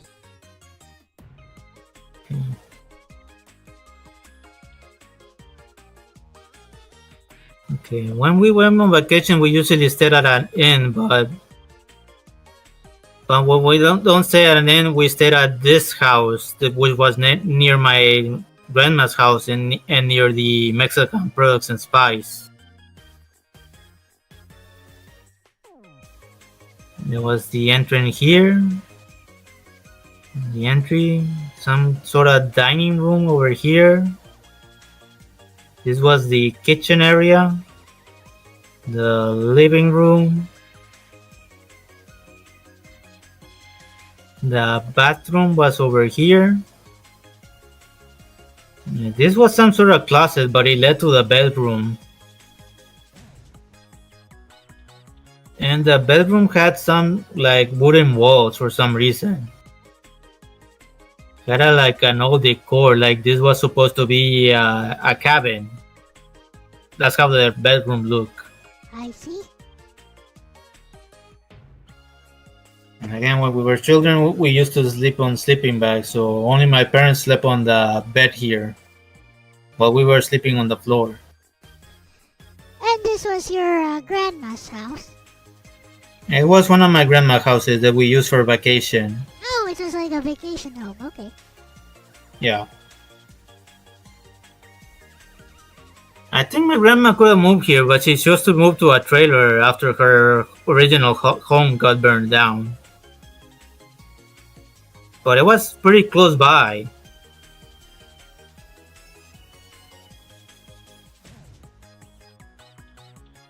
It's kind of funny because you'd think somebody who lives in a trailer, would be hard up for cash.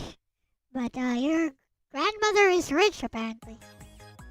Apparently so. Because the first home and the second homes were on her name. She owned property in Mexico for some reason. I see. We also had a vacation home on the city of Monterrey, but I don't remember much about it. Let me see. Oh, have you been to other countries for a vacation? No, just Mexico and the US. I see.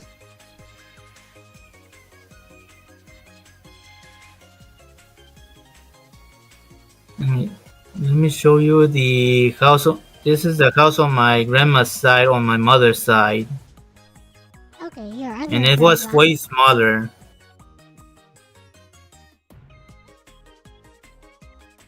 Okay, right here on this side is my grandma's house on my mother's side, not my father's.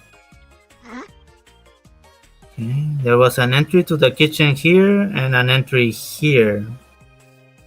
This is an entry and another entry right here towards the kitchen. This was the stove, a dining table, and the fridge down here. Over here is the living room. And she had a really old phone. Those phones where you put the finger and you move the dial circularly. Yep. We had one of those as well. Hello, Sleet and Buck. Welcome. Yeah, rotary dial. Yeah. Those made a nice click. So in front of the front entrance is a hallway. There was a bed and a closet in this area. And going to the bottom, turning left, was the bathroom. It was the smallest house I have seen ever. Seemed like an apartment. I see. It was the neighbor's house. I don't know much about it. And there was a neighbor that sell candy on this side. Like And in a small store. Remember that convenience store where I said there was an arcade? Yep. Exiting from here, it was going towards this side, a few blocks. There was a convenience store that had arcades. And there was another convenience store going this way, but it was farther. But because the other convenience store was closed a lot of times, I had to go to the one that was further away going this way. Whenever I visit my grandma. I see, I see. So this convenience store doubles as a grocery? Yeah. And I think one of my classmates live near that area. Actually. Anyway. Seems like a nice place. This was part of my grandma's home, but I never went in it. All I ever saw was this table and a bunch of chairs. And there was a junkyard over here. Lots of parts drop on the ground like garbage. I didn't know if it was a dumpster or some sort of garage mess. But further off was a shed where one of my uncles did some kind of labor with machinery. I guess that explains the junkyard over here. Uh-huh. And I always considered this grandma the poor one, while the other one was rich. Okay. But was this grandmother of yours actually poor? Seems as he's more. Like it. Okay. Seems like that because Right. my uncle seemed like a bit of a slob, always greasy and stuff. Okay. Like he had to work like a plumber, but they didn't make much money. This was it. This is also in Mexico. Yeah. My grandma on my mother's side still lives in Mexico. Okay. But my grandma on my father's side lives on La Feria. And this was her house, which was big as a mansion. I think it had a second floor. I remember we brought an NES there and we played Turtles one time, but after that, I don't remember much because it's burned down. Again, I guess my family has a history with fires. How about the insurance? No fire insurance. The what? The insurance. No fire insurance? I don't know if she had it. Or maybe that's how she got the trailer home. Oh, okay. And had money to build another house on this side. Okay, to get into the trailer, there was this wooden staircase, and it had a wooden ramp as well. It was a wooden staircase, and this was a ramp. I don't know why it had a ramp as well. Maybe for people who have difficulty ascending stairs. Maybe. And this was the living room. There was a TV on this side and a couch on this one. And the TV was big enough to also play games, but it didn't have any. This was the kitchen. Everything was on this side and a eating table on this side. It was a rather small kitchen. And finally, her bedroom. It had a bed on this side, a bathroom on this side, and a mirror on this side. A big mirror. She also had a small TV right here.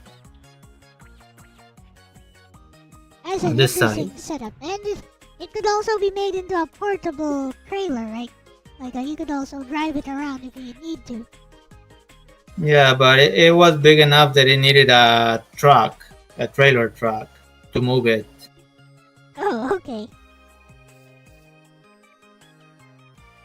And there were three small bedrooms, except for this one. This one was rather big. Wait, there were 3 bedrooms on the trailer. Yeah, 3 more bedrooms aside from the bedroom that my grandma used. How big? 2 small ones and another big one. How big was this trailer? It was rather big compared to the ones I saw on TV. But only my grandma's bedroom had a bathroom. The one I described here. So if anyone needed a bathroom, they either had to leave or go to my grandma's bedroom. So it had an this area had an outdoor bathroom as well. No, that was the only bathroom. Oh, okay. So outside there was no bathroom. No, there was this outhouse, which I think was where the maid lived, but it looked more like a storage place. It looked like a small apartment, but it was used to keep stuff in it. My uncle had a dog, and he kept it on this cage here. I have an uncle named Felipe. And this is supposed to be a little far away, but this is a large pavement, and it had tables. It looked like the kind of place that you would have a public party, outdoor public party. It was a large pavement next to the burned down mansion. And right next to that pavement was gonna be the new house that she was building, which to this day is not finished. Ah, I see. And probably will never be finished because my grandma's already at the point in which she's about to die, so I don't know what's gonna happen to that house or the money spent on it. I see.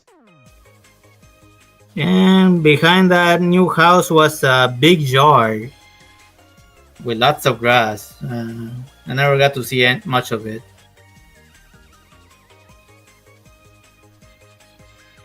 And now I can talk about my second home, because that's everything. That's everything from my childhood. So let's go to my teenage years on my second home. Go ahead. When I finally left Mexico, this became my second house. And this one kind of looked like the ones on TV, but it was one floor. Okay. This was the living room. It only had this couch. Here is my brother and I had to share a bedroom right here. So These are the bed. Oh, 2 beds. Okay. What? I was just asking if you had like a bunk bed. But it seems you had separate beds. The beds we were gonna use were originally gonna be bunk beds, but my parents got scared and split the bunk beds into 2. Oh, I see. Originally it was a bunk bed, but for whatever reason they decided to split it. But it couldn't be assembled back. Okay. So this was my bed, and this was my brother's bed. And over here was where we had the TV. We had the TV and the game consoles on our room, so we no longer had to go to the living room or a warehouse to play. We no longer had a game room. Well, your room Next. was now your game room. Yeah. We no longer had the air hockey and the soccer table. What happened to those, by the way? You guys didn't bring them along? I think we left them on the old house because we were gonna treat the first home as a vacation home from now on. Okay. So, those things are still there? Yeah, Awesome. because those are houses that belong to my grandma. They're on my grandmother's name, so they technically still belong to her. Yeah. Next to ours was our sister's room, and up here was my parents' bedroom, which had a bed, a small TV on this corner, and since we hadn't had a computer, but our father kept the computer in his room, so we sometimes had to do homework. We had to go right here to use the computer.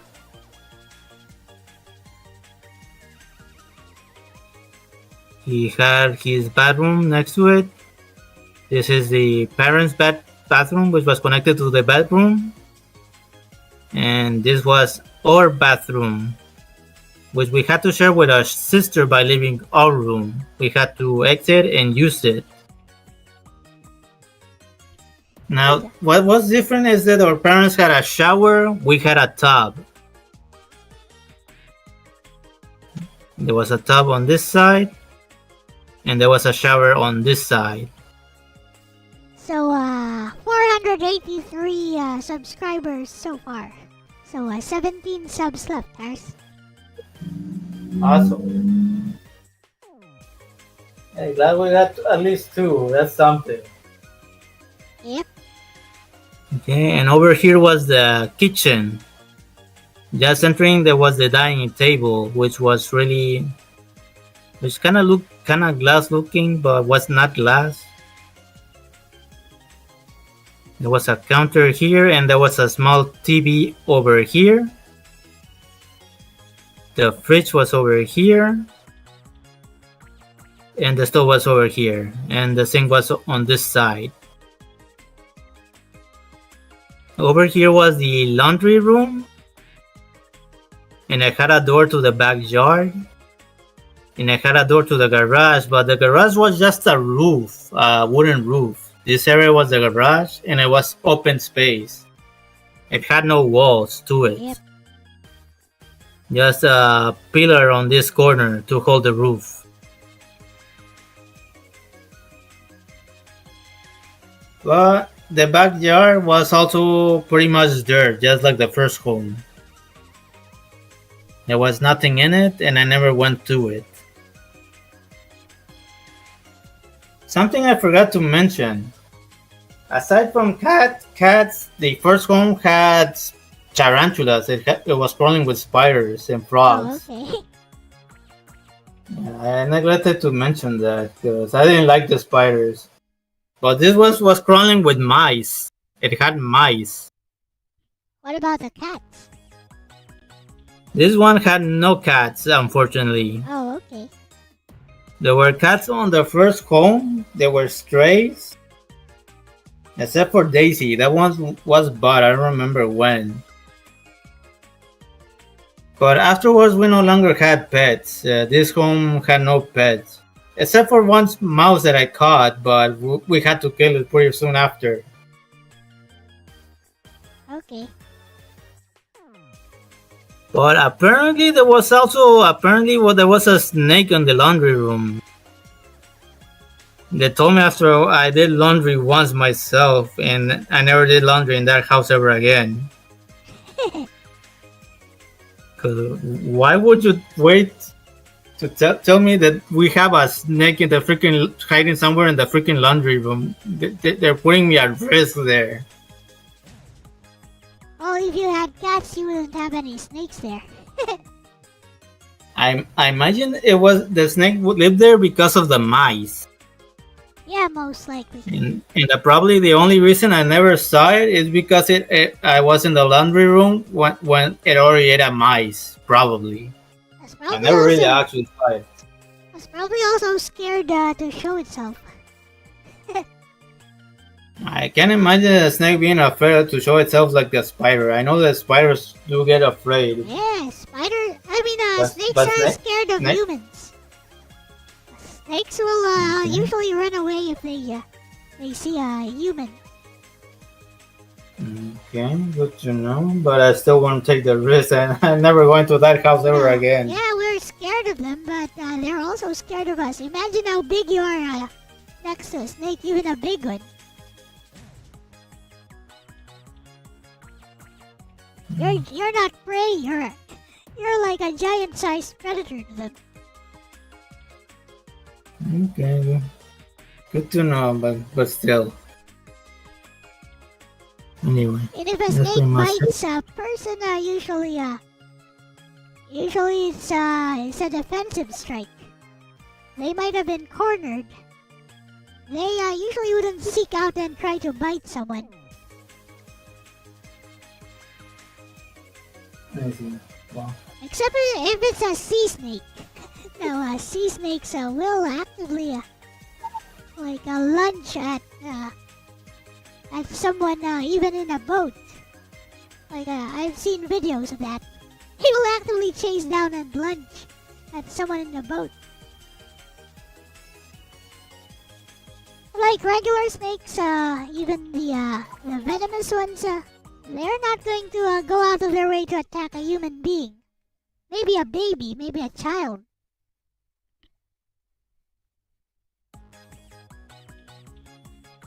Well, I kind of know them to be a bit more aggressive compared to spiders. I'd rather deal with a spider than a snake, but okay.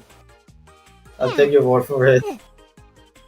Yeah, I've seen tons of snakes around here. I've killed a few myself, actually, back then. No, nowadays I don't. Nowadays I don't kill. Well, I can already mention the current home, so I guess that's pretty much it. Okay. So, I did thought that I would feel more emotional talking about some of the events, but I guess not. I guess if I had gotten emotional, I would have felt like I lost something. I see. So, I did want to say that when I got Shadowman, I thought about quitting and running away, but if I did that, I would have felt like I lost. It paid me more to suddenly quit and admit defeat. So I kept going, despite my anger. Yeah, unfortunately, I met you and everyone, so here I stand before you all. yep. So what do you think? Should I How do reach you the goal? feel? Yeah, I think you're gonna reach your goal soon. Maybe within this week. I see you gaining 10 subs every week, actually. That's not even every week. Every 4 to 5 days, I see you gaining 10 more new subs. So I'd say maybe in less than a week, you'll probably reach 500. I was hoping we could kind of jumpstart it today, but let's see. Well, at least we got to 483. You're at 480, so we got at least 3. You started at 480, and when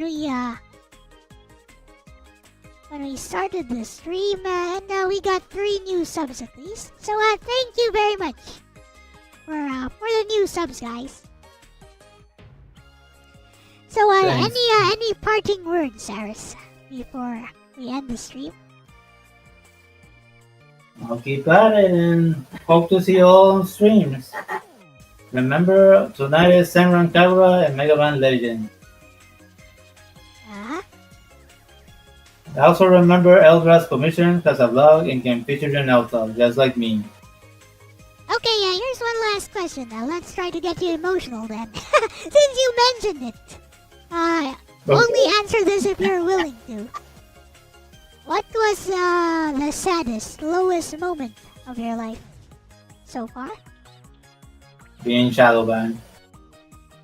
Really? Is that it? That's, you haven't experienced any, huge tragedies in life? Yes, my grandpa dying, but strangely I didn't feel too emotional about that. You were not close to your grandpa? No, can't say I spent much time with him, so I don't know how to feel about it. Okay, here's another question then. Do you love your family? Not so much. Not really. But you live together with your family nowadays.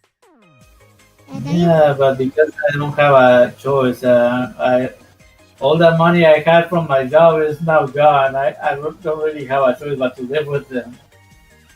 but you've been with your family since forever, right?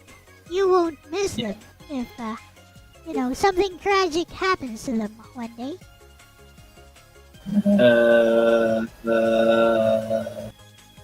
Can I skip that question? You don't want to answer? Okay, it's fine. Okay, Arisa, so thank you so much for streaming with me today. And guys, don't forget to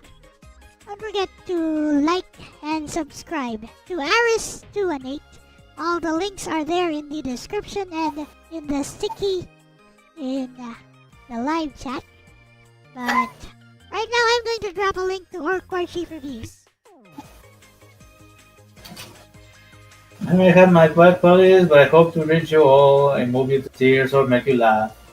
Yep. That one. See ya at Orc Warship soon enough. https://www.youtube.com/@orcwarchiefreviews.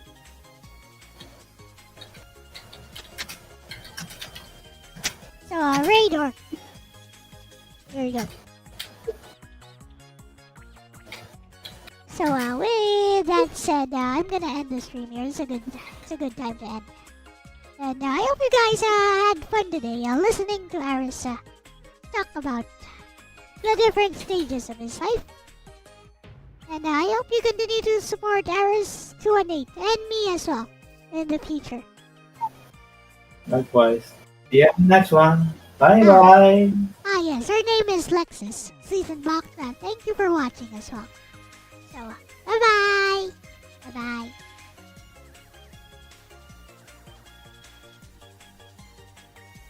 Good talk. Thank you, Ronnie. Okay, so that's it for now. Bye-bye. Bye-bye. I'll see you guys tomorrow. I'll probably just have a chill stream and prepare my schedule. I did buy one new game on the Steam sale, by the way. I bought Pascal's Wager, which is a 3D Souls-like. I played it on my phone before. I know it's a good game. So I'll be having some fun with that.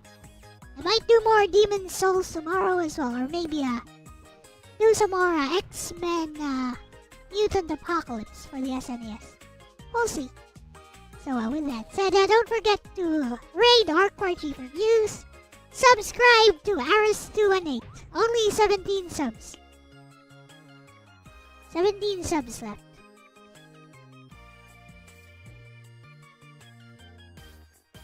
Can't wait to unpack that tomorrow. Pascal's Wager. His wager, he was a French mathematician. If there is no God and I go to church, nothing happens. If there is a God and I don't go to church, I go to hell. Well, according to the Christian and Catholic belief, if there is a God and you don't go to church, you don't actually go to hell. As long as you did good with your life. Right? Just live a virtuous life. Doesn't matter if you believe in God or not. You're not gonna go to hell.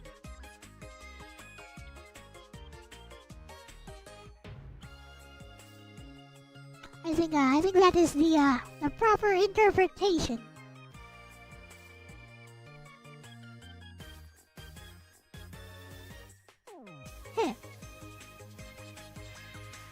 I'd have to go to confession before death. I mean, that's just the Catholic interpretation of things. Rather ritualistic. Hello, Nancy. We're ending the stream, so thank you for dropping by, though. So, bye-bye. Bye-bye. I won't hold you guys any longer. Go Radar.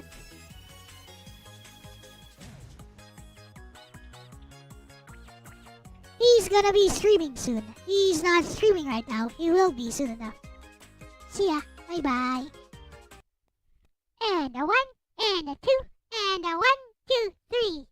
Click like and subscribe and click bell.